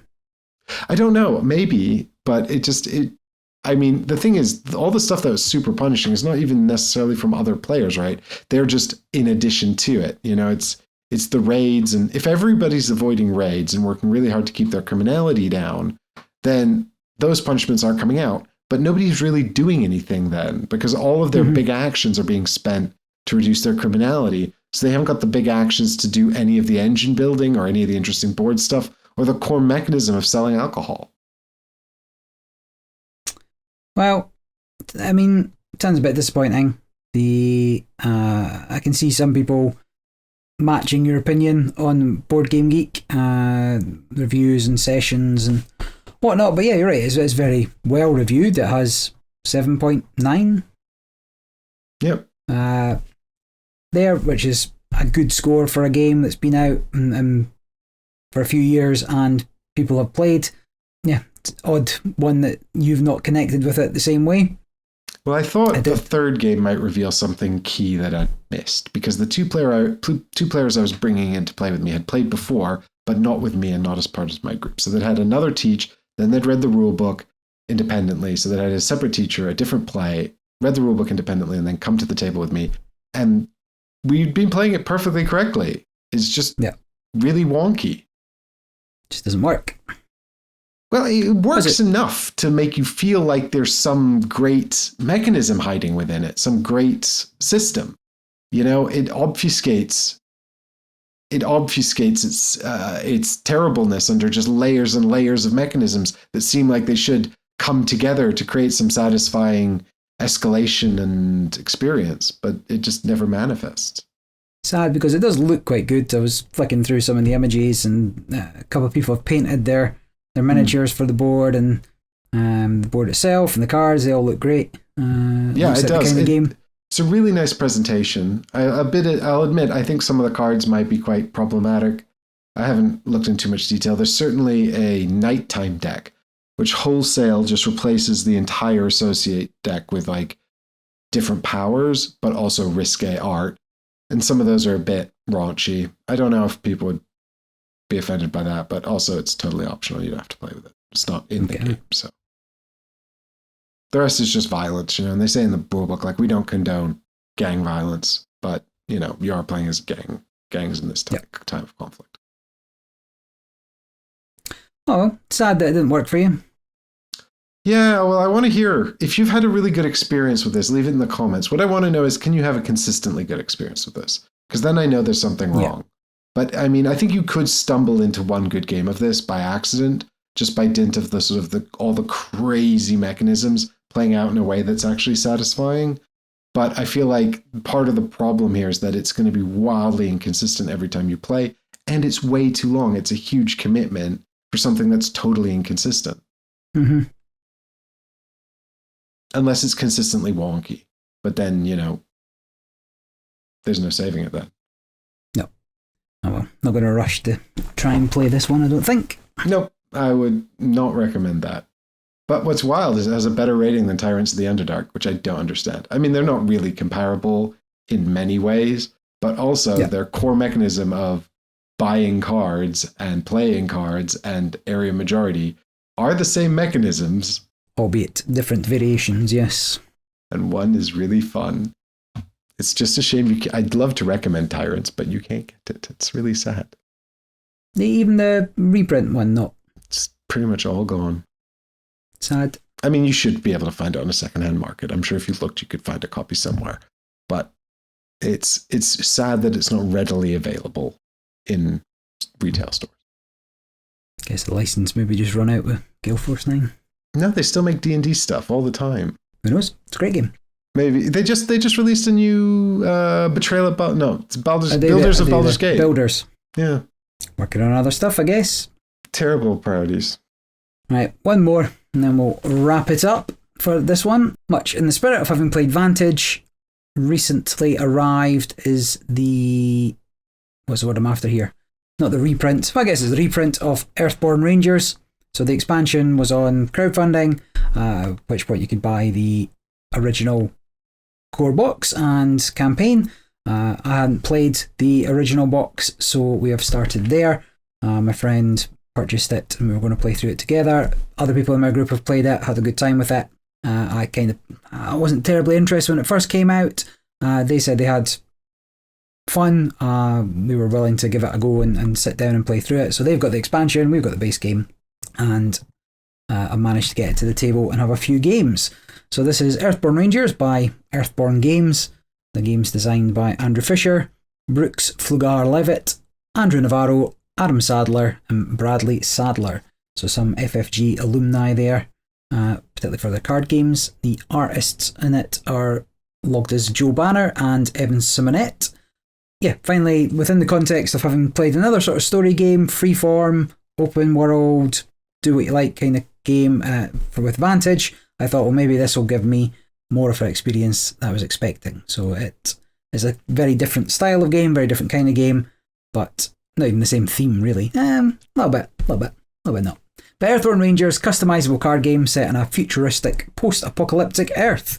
But unlike most post-apocalyptic Earths that are scorched and barren and Mad Max-like, this apocalypse resulted in people trying to heal the Earth, and we are now thousands of years in the future after the Earth is healed, when we're playing these Rangers who are going out and interacting with the world and the settlements that have sprung up and reconnecting humanity and nature as one. The games work similarly in that players can freely roam a map and you'll encounter what you encounter on the cards, but the game will give you certain missions to do at various stages of play. I've not played a lot of it. I've only played 6 days, and the campaign can last up to sort of 30 days. People get through it in maybe half that time or all the way up to the top time. It's free form that way. You don't have to rush it. Take your time, enjoy it. But I've only played, I say I played 6 days, but I played 3 days twice. Once 2-player and once true solo myself. And I don't think true solo is the way to play it because you don't see enough when you're playing on your own. But regardless, I don't like this either, and I'll be quick enough about why I don't like it. So, it's customizable, expandable, living card game, TM. In the game, you build your ranger from various cards. You choose your personality, you choose your job, you choose what you're good at. Can't remember what they're called. But I don't like the deck building. Right? The game encourages you to vibe build. It tells you to pick things before you really know what's going on. The tutorial itself, actually, if you're learning to play through the tutorial, it's like pick a few cards. Okay, now pick a few more cards. Now pick a few more cards. Which we did. And the deck building will evolve a little. In the early on, there's a number of encounter cards that will let you swap out 1 or 2 cards from your deck. Except when we got those cards, we never wanted to. Right? You need to have the cards in your hand or your discard in order to do it. And similarly, we'd already picked the cards that we wanted. Why would we swap them after having played for 10 minutes? Like, it made no sense to what we were doing. And so in future plays, you're also more likely to have a better handle on things. You won't want to swap them because you've got the deck that you want. And I can see that in the future making those encounters fairly tedious. Now, I have gone back and looked at the cards, having played, the 6 days, few hours worth of it, and I can see some cards and they look like combos, and you can make things that are much stronger than others, but the game doesn't seem to be built around the sort of min-maxing. You play something like Arkham Horror, the game's going to punch you in the face until you're sad about it, and you can ramp up the difficulty if it's getting too easy. You can min-max in that game and still have a challenge. This game doesn't have that same kind of difficulty system. There is the weather system, which you can make harder for yourself, but it doesn't seem like a very satisfying difficulty metric mechanic. And you're also quite limited. I will say, I didn't enjoy Marvel Champions early on. The deck building was too limited. Now I've got hundreds of cards. It's quite fun making a deck that does a specific thing. So having access to more cards is always going to make this kind of game more exciting. But the way you build a deck in this is less exciting than some other games I've played. Similarly, as you progress through the game, you're going to complete missions. A lot of those missions are going to reward you with extra cards that you can then incorporate into your deck next time you reset, right? Next time you end the day, you go into it. We've played with, got 3 different characters, 2 characters for 2-player, brand new character for mine. The 3 rewards that I've earned, I've not been able to put into the decks because our characters don't have the stats for them, right? So that just makes there's more to be had, right? There's a lot more reward cards to be earned, and I'm sure things will work with the deck. But not only were the cards didn't do anything for the decks that we had, we couldn't even incorporate them into our decks if we wanted to because we required stats that we didn't have. And so it was like, okay, I guess they'll go to the back of the rewards collected and we'll never see those cards again. What a great time. My friend that bought this thought, right, this is going to be, Earthborne Rangers is going to come out the gate swinging. It is going to be better than Arkham Horror. It's going to be better than Lord of the Rings. It's got all these years of experience. It's a newer game. It's going to be more complete in what it is, and that's going to be apparent immediately. And that was not the case. Your first mission is delivering biscuits. Now that may set the tone, but it was pretty dull. And whilst I understand, I believe, day 4, things start to happen, the story's not yet revealed itself, and already I'm bored of all these generic encounters. They're tedious, they're samey. I do not see myself wanting to do it over and over and over again. You go somewhere, there's some flora, there's some fauna, you deal with an obstacle, you overcome the location, you go to the next place. Right? Every different type of path there has been the same. Sure, the cards are slightly different, but I was saying to you, initially we're moving around the forest. I never want to see another buck again. Like, it's just, if the doe comes out, maybe something interesting about moving them around. If it doesn't, maybe there's a predator. But otherwise, they just kind of sit there and you exhaust them or deal with them or whatever. It's like, it's unenjoyable so far. Whilst day 4 may get better for the story, my solo play second time through, I'm like, right, I'm going to go far and wide. I'm going to go all the way to the bottom of the map as fast as I can and just see what's new. And I did that. And then day 4, I don't know if you remember day 4, minor spoilers. You're probably going to get to day 4. It's not that big a spoiler. The game wants you to hit 3 locations at the top of the map within the next 2 days. And I've just ran for 3 days south. So even if the story does get better, I'm not going to know because I can't get back up there to engage with the campaign proper. And so I'm now committed to just tootling about for 30 days and hope that the story comes back to find me. So having to abandon this main storyline, particularly for my first playthrough, at least for the time being, also frustrating. The game says, go find your way in the world. I'm like, I'm in, sure. And then it's immediately punch me in the face for trying to do something different. and maybe like a normal person isn't going to rush through all these different locations to get somewhere new. But you can, because it's it sells itself as a sandbox story game. And then playing solo in particular, but also a 2-player, the basic flow of the game is a little frustrating. I'd say around 25 to 40% of the turns, so between rests, I'm left with nothing to do. I've dealt with all the encounter cards, I already have enough progress on the location to move, but I want to find something else in the deck, and I have very, very, very limited ways of interacting with that path deck to get some more cards out. So all I have to do is rest, get a new card to deal with, and until eventually I find what I want from that deck and move on to the next one. I found missions are few and far between, and often transient. You find somebody in that deck, you start dealing with their problem, you have to get somewhere that you don't really know what they want or where they're going, and just have to hope that the storybook reveals itself, that you've gone to some place that they care about. And you only have until the end of the day, which is going through your deck once, and you're at the mercy of what you pull, where you pull them, whether you're near what they want, to see if it's even possible. There's no overarching goal at the moment of like trying to log all the fauna or flora and locations to spend some of that extra energy, or just have this thing to do that's in the background that you don't need to do all the time, but gives you something when there's nothing else to be doing. The story gets in the way of playing. I have to constantly go back to the book, and I open it up and I get a paragraph that's like 2 sentences long and no meaningful exposition. Perhaps it explains a little bit about this non-key location I'm in. Oh, it's you're at the top of a mountain, and that's all it says. It's like, okay, great. I'm glad I spent time flicking through the pages to read that. And you're also constantly remaking decks for each location, and you're maybe only in a location for like a turn and a half, or 2 turns. You got to travel at the end of the turn, so you'll always be there for an even number, or a full turn. And finally, most annoyingly, there aren't even enough components for one player at times. I was playing the Tinkerer Architect or something, Tinkerer Artificer, and you got to put tokens in all your gear, and you can bump them up, and you can do extra things with them. I ran out of tokens. I'm playing one player. I had to start using dice and other stuff to track how many tokens were on things. So never mind, 2 or 4 players doing that.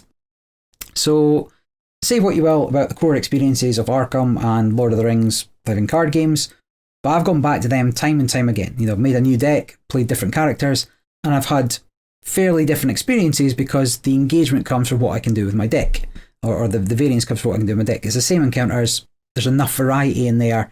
Each encounter, each scenario is different. It's not the same 15 cards I'm just seeing over and over and over and over. And even doing different things in Earthborne Rangers feels samey. Never mind the same thing. So I don't think I'm going back to it. I think I've got better games that in the genre, that handle the mechanisms of it, unless somebody can convince me that it's worth sticking with the campaign and revealing the story more fully. I'm not entirely sure anyone's going to be able to do that, or even if it would be worth it. So, I played through the whole thing solo. I don't True think, solo or two-handed solo? True solo. I don't think that was a problem. There are some interesting interactions that didn't manifest at solo because there's this concept of sort of nearby, and that's things that are in your general vicinity. And if you have another player, they will have a general vicinity, and things will move between your general vicinities, and you can move them around like that. You can collaborate with a partner to maybe move things around in a way that's strategically beneficial. And none of that exists at True Solo, because there's only near you, far away from you, and that's about it. But the advantage of playing True Solo to an extent is that there's a lot of little extra rules overhead that comes with managing 2-player, and particularly what you were talking about resting as well. There's sort of this concept of resting to regenerate your energy. And in True Solo, that is more straightforward. You can actually parse things just much more quickly. So it allows you to move the game forward faster. I do think the game is at its weakest at the opening. So I think that is a shame. I do think that and you're right, it is a big miss to provide you with this opening mission, which is fine. It's not, the game is never going to be Lord of the Rings or Arkham Horror because the scale is different, right? It's not, the Lord of the Rings is grand fantasy adventure, and Arkham Horror is, intense danger. I mean, I've not played much of either, but I have played both. This is much more gentle generally than both, albeit when it does escalate the tension, it does feel quite dangerous. It doesn't certainly do that very often, and certainly not at the beginning necessarily.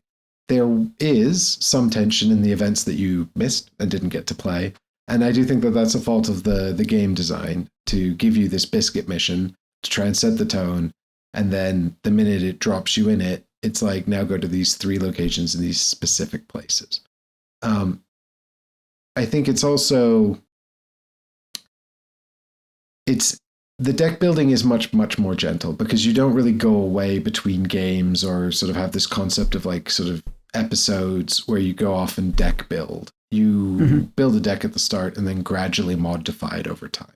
And so, for example, the function you're talking about where you go back to the sort of the core cards and you can edit a card or 2 cards, I found only useful once in the game. And at that moment, it was absolutely vital. It changed the whole game for me because I needed a card to do a thing, and I knew where to get it, and I decided what I was going to give up, and I went and I gave that up, and I got this thing I needed, and completely just boosted my build to be way better. I think it is, in many ways, it's a sort of a more accessible variation, right? So for someone who's so experienced with this sort of game coming to it, it's not surprising that it feels maybe tedious or light, you know? But for someone like me who actually doesn't really like sitting down and deck building, to do it gradually over time and get to play a lot with the combos I've got before I tweak them incrementally, that's very engaging. So I do think it's partly about the audience and their exposure to the genre. I also think that there are a lot of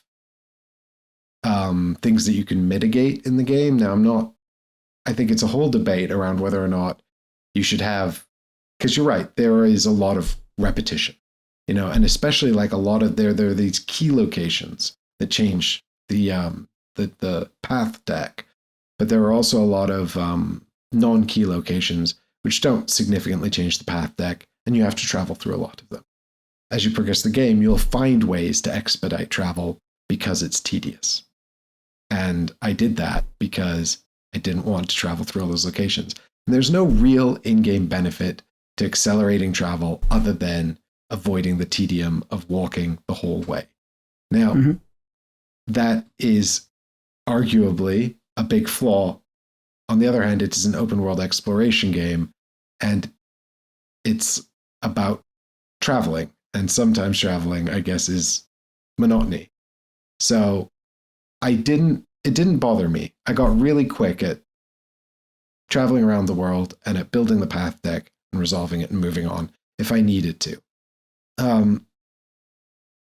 But I can appreciate that is not going to be the case for everybody, and people's capacity to put up with that will be very different.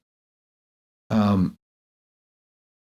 do also think, though, that it is a flaw that the first major story event highlights 3 key locations and also gives you a strict time limit. That's not something I really thought about because I was nearish where I needed to be. Yeah, like full bore to the bottom location, like literally the south of the map. I'd gone there as fast as I could, and I was just like, okay, cool, I'm going to go hang out down here and see what happens. And then it was like, day 4 starts. Right, I'm packing this up now. Well, it's because the plot puts a timer on, right? Like once the plot sort of starts, you have a bit of a ticking clock that you have to get through. And it reveals events as it goes. And I found it engaging and satisfying, and I wanted to continue doing that. And when I resolved the main plot, the game effectively says, that's done now. And if you want to keep playing, you can. And I discovered while I was resolving the main plot, all of these other micro mysteries that I was really interested in solving. And so I went back and I did play the full, 30 days just going around. And I pretty much 100%ed the world. I was that engaged with it, and I had such a good time wandering around doing that. And I was really satisfied with the deck I'd built, albeit I had gone into a deck with 0 red stat. I can't remember what the red stat's called. Yeah. Or 1 red stat. Fitness. Yeah. So I really had to construct a deck that could work around having 1 fitness, when fitness is quite often required for overcoming certain obstacles. And what I learned was that you can absolutely do that. You can find ways around it, or you can find cards that will sort of lend you fitness, for want of a better term, without trying to avoid spoilers.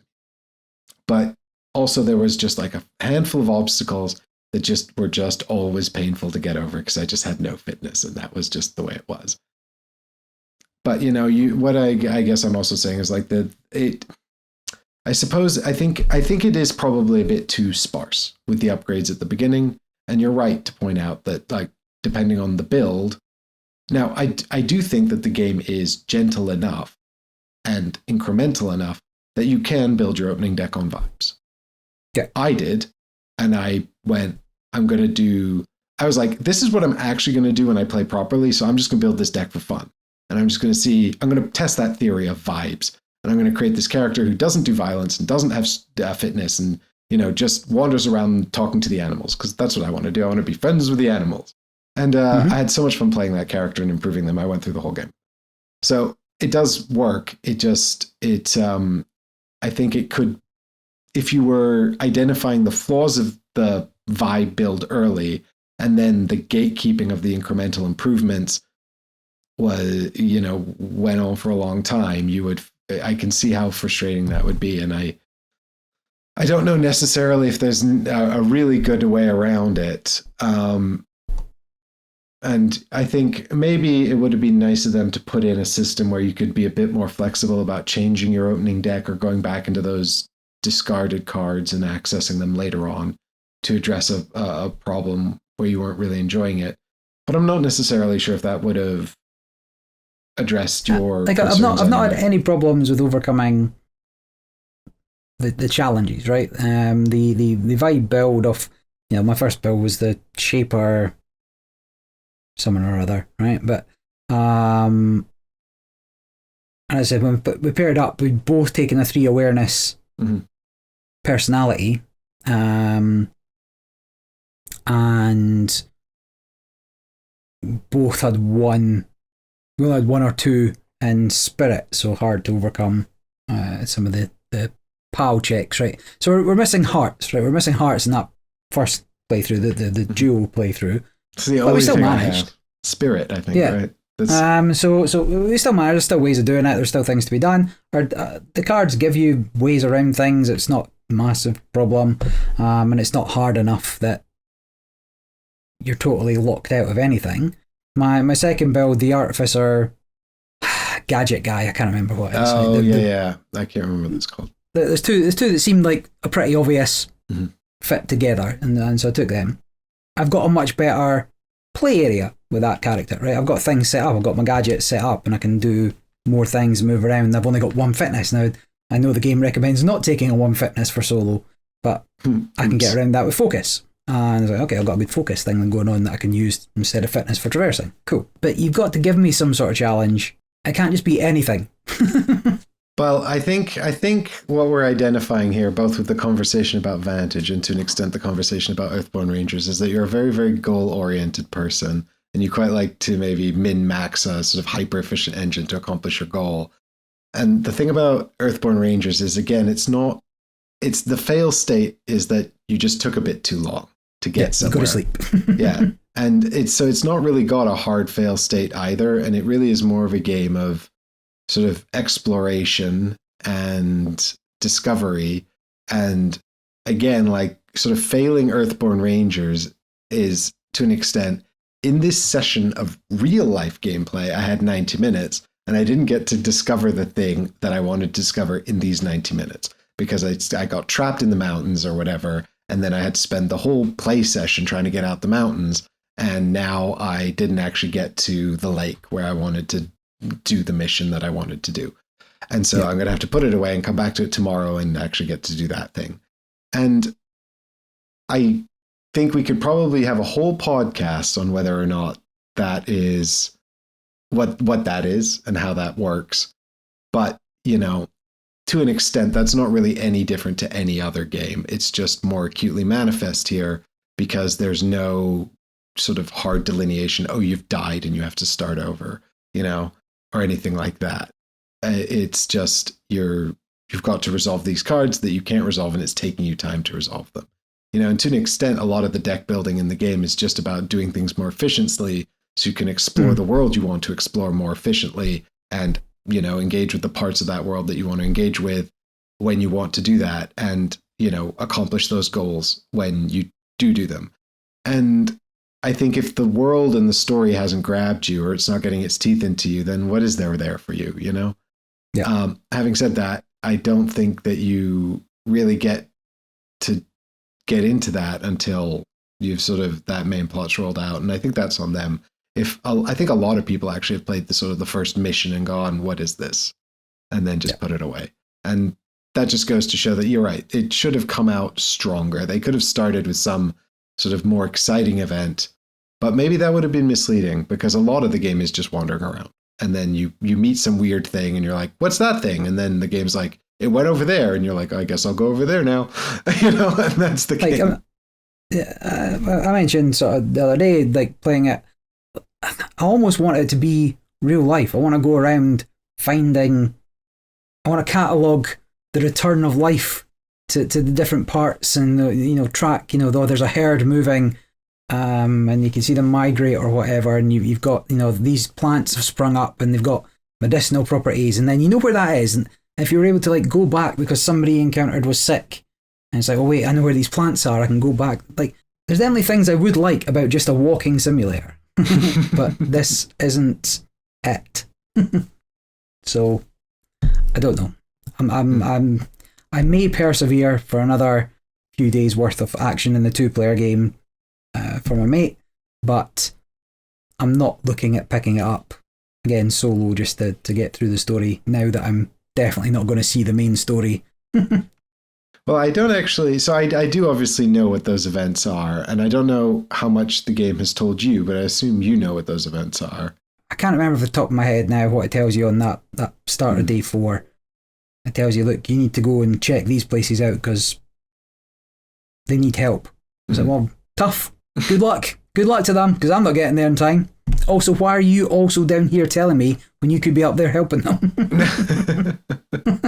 I have to run all the way down here because for some reason you're all the way down here. Exactly. But to be fair, I might be able to get back quicker, right? There's the rivers that travel fast, but then you got to find a vehicle that will let you travel up the river. Yeah. Which is easier said than done. Yeah.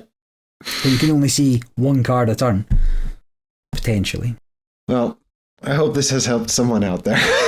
This discussion. Yeah. I think my point of view, my if you go in the Board Game Geek forums, you're going to see the same thing. People that are heavier into Arkham Horror, Lord of the Rings, are not necessarily having the best time with this. Yeah.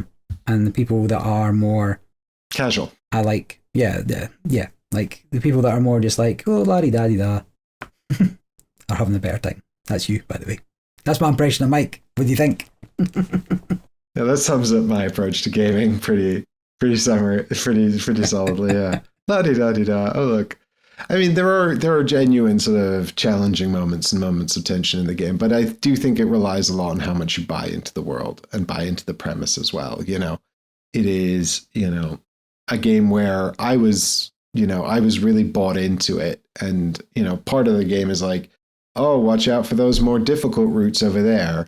So they're like, these routes are more difficult to negotiate. And I'm like, I better not go there then. Whereas Barry's like, I'm going to charge straight at him. In my true solo play. And the reality of the more dangerous routes really is that you might just have you can't take wounds, can't you? Can you take wounds? Injuries, and injuries can end your day as well. They also, when you rest, make you more fatigued. So they end your days sooner, but you can't die from them. No, but you get enough injuries and then you get wounds, don't you, that go into your deck? Yes, if you finish a day on something, there's a card that gets shuffled in. Yeah, I think it's if you take enough wounds to end the day, then you have to shuffle an injury into your deck. And that sucks. I've not read them. I was so cautious don't do that. I never did that. I was so cautious. I think I took one wound once and then I got rid of it because I was like, this is terrible. Mm-hmm. But then they force the end of your day and then you kind of have to start over, But So there's a little bit of jeopardy, but it's also like mostly just sort of my only like my problem with ending the day is that I don't feel like I've achieved anything. If I've not completed a mission, if I've not got somewhere I was trying to get to, if I've not unlocked a card or at least learned a bit more about the world, because there's a couple of places I went that had things and I did them, and then it just stopped. It's like, come back later when you've spoken to this person. It's like, well, I might never see this person. Well, most of the people that you have to speak to like that are somewhere. You just have to find them. But then you got to spend your whole day just, okay, rest. Rest. It doesn't take that long to process the rest. Wait, are we talking about the rest at the end of the round, or the rest where you sort of end the whole we're day? Talking at the session end. No, I'm talking I want a new card from the path deck rest. I mean, I would go through those so fast. I'd just be like, done, next. Get my energy back, done. Yeah. Just parse it over, find the stuff I need, keep going. It really becomes tedious because you're drawing something that's then going to. If once you've cleared the thing and you've got your travel on the path, you can just ignore everybody, right? Whatever comes out, flora, fauna, obstacles, not obstacles. You have to deal with obstacles. You can just ignore them until it's travel time. And so you can just do that. And new card. Yeah. But you want to deal with them first. But generally, you want to deal with them anyway. So, like, I'd take a card. Oh, it's a carnivore, right? What's it called? Predator. Well, I want to deal with that because I don't want out if other bad things happen, and then the people that are sitting there are going to take wounds, because if they get wounded when I'm doing a test, then they'll also end the day. Yeah. So you have to protect the people you're with. Yeah. Yeah, and it's not like it's difficult to deal with them, but it just becomes, right, I do this and this and this and this. And it's like, okay, and I get another one, and then I've got to finish off dealing with it, and then I stop again, get another one, like, it's tedious. I don't know what makes this more or less tedious than any other game that has you doing stuff to interact with cards and things.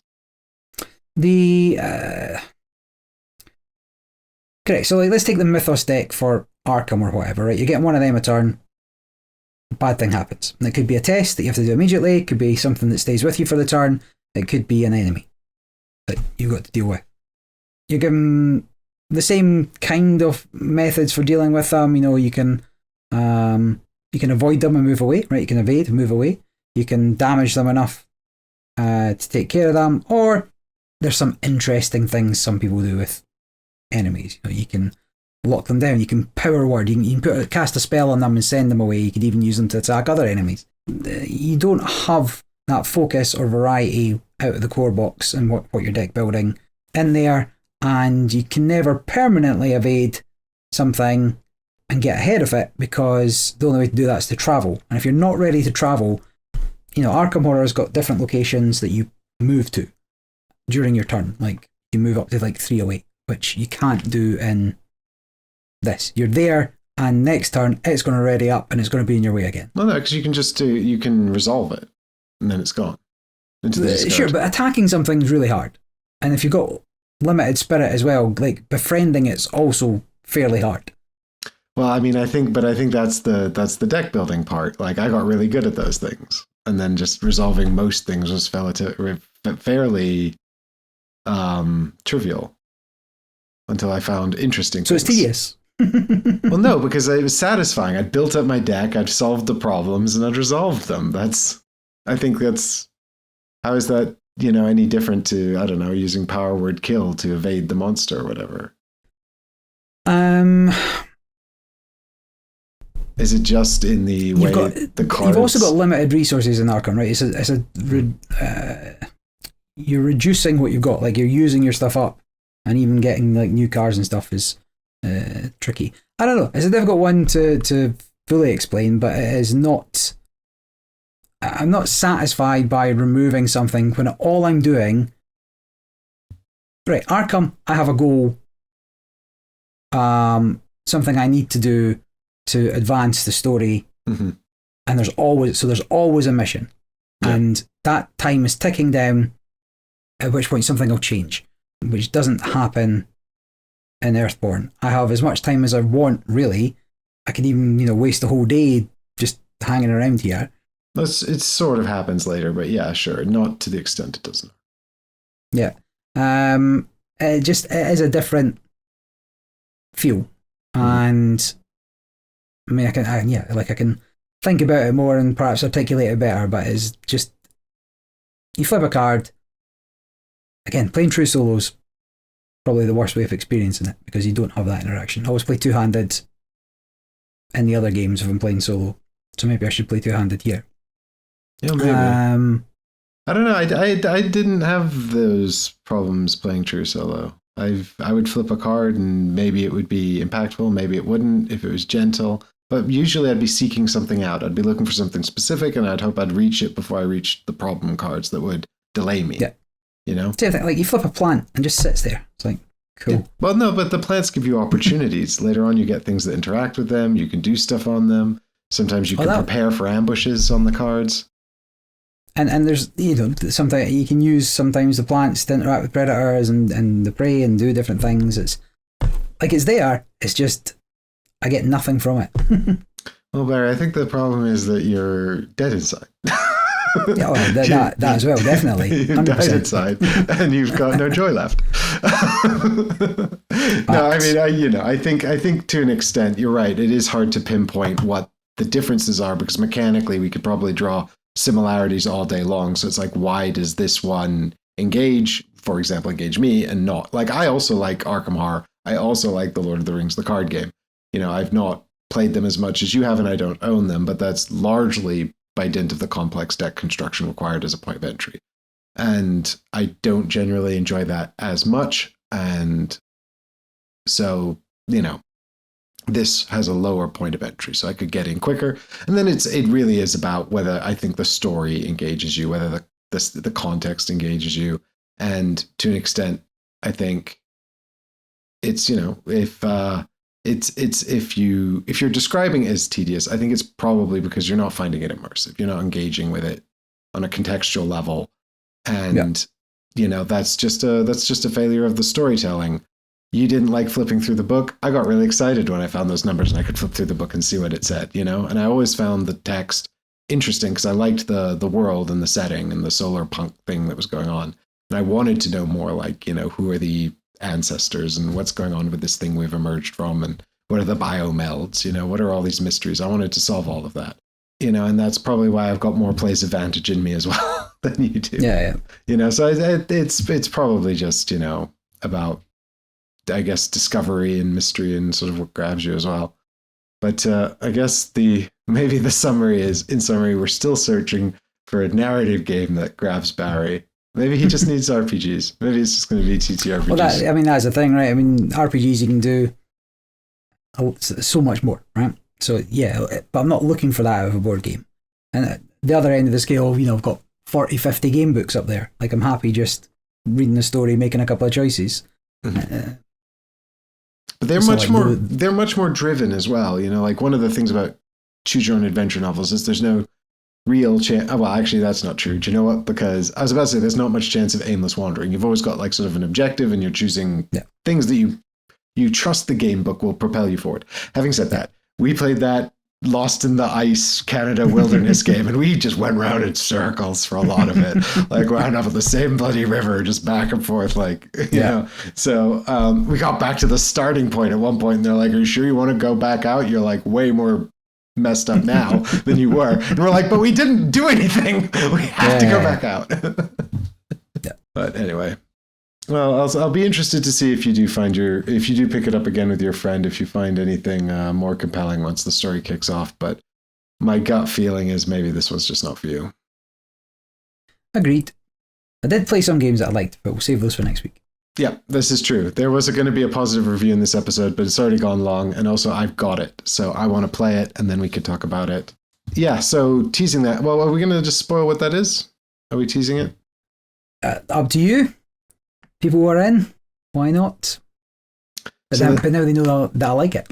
No, they know that. So why do they even have to listen to the review? Why do they have to listen? No, we'll keep it a secret. Yeah, but they don't know if I like it, because I don't know if I like it, because I haven't played it yet. That's true. Never played it. I've never played it. It's Leviathan Wilds. I'm going to play Leviathan Wilds, and we're going to be doing a review of that in the next episode.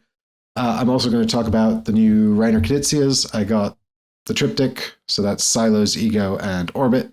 I've played 2 of the 3, and so I'll talk a bit about that. Anything else on the cards? I mean, I'm sitting on so many pre-orders for things. I don't know. Maybe things will arrive in the next couple of weeks. I think I might get Cardia played. What's that actually called? Cardia's on Jewel the for cards. Cardia. Jewel for Cardia. Card game. Would you believe?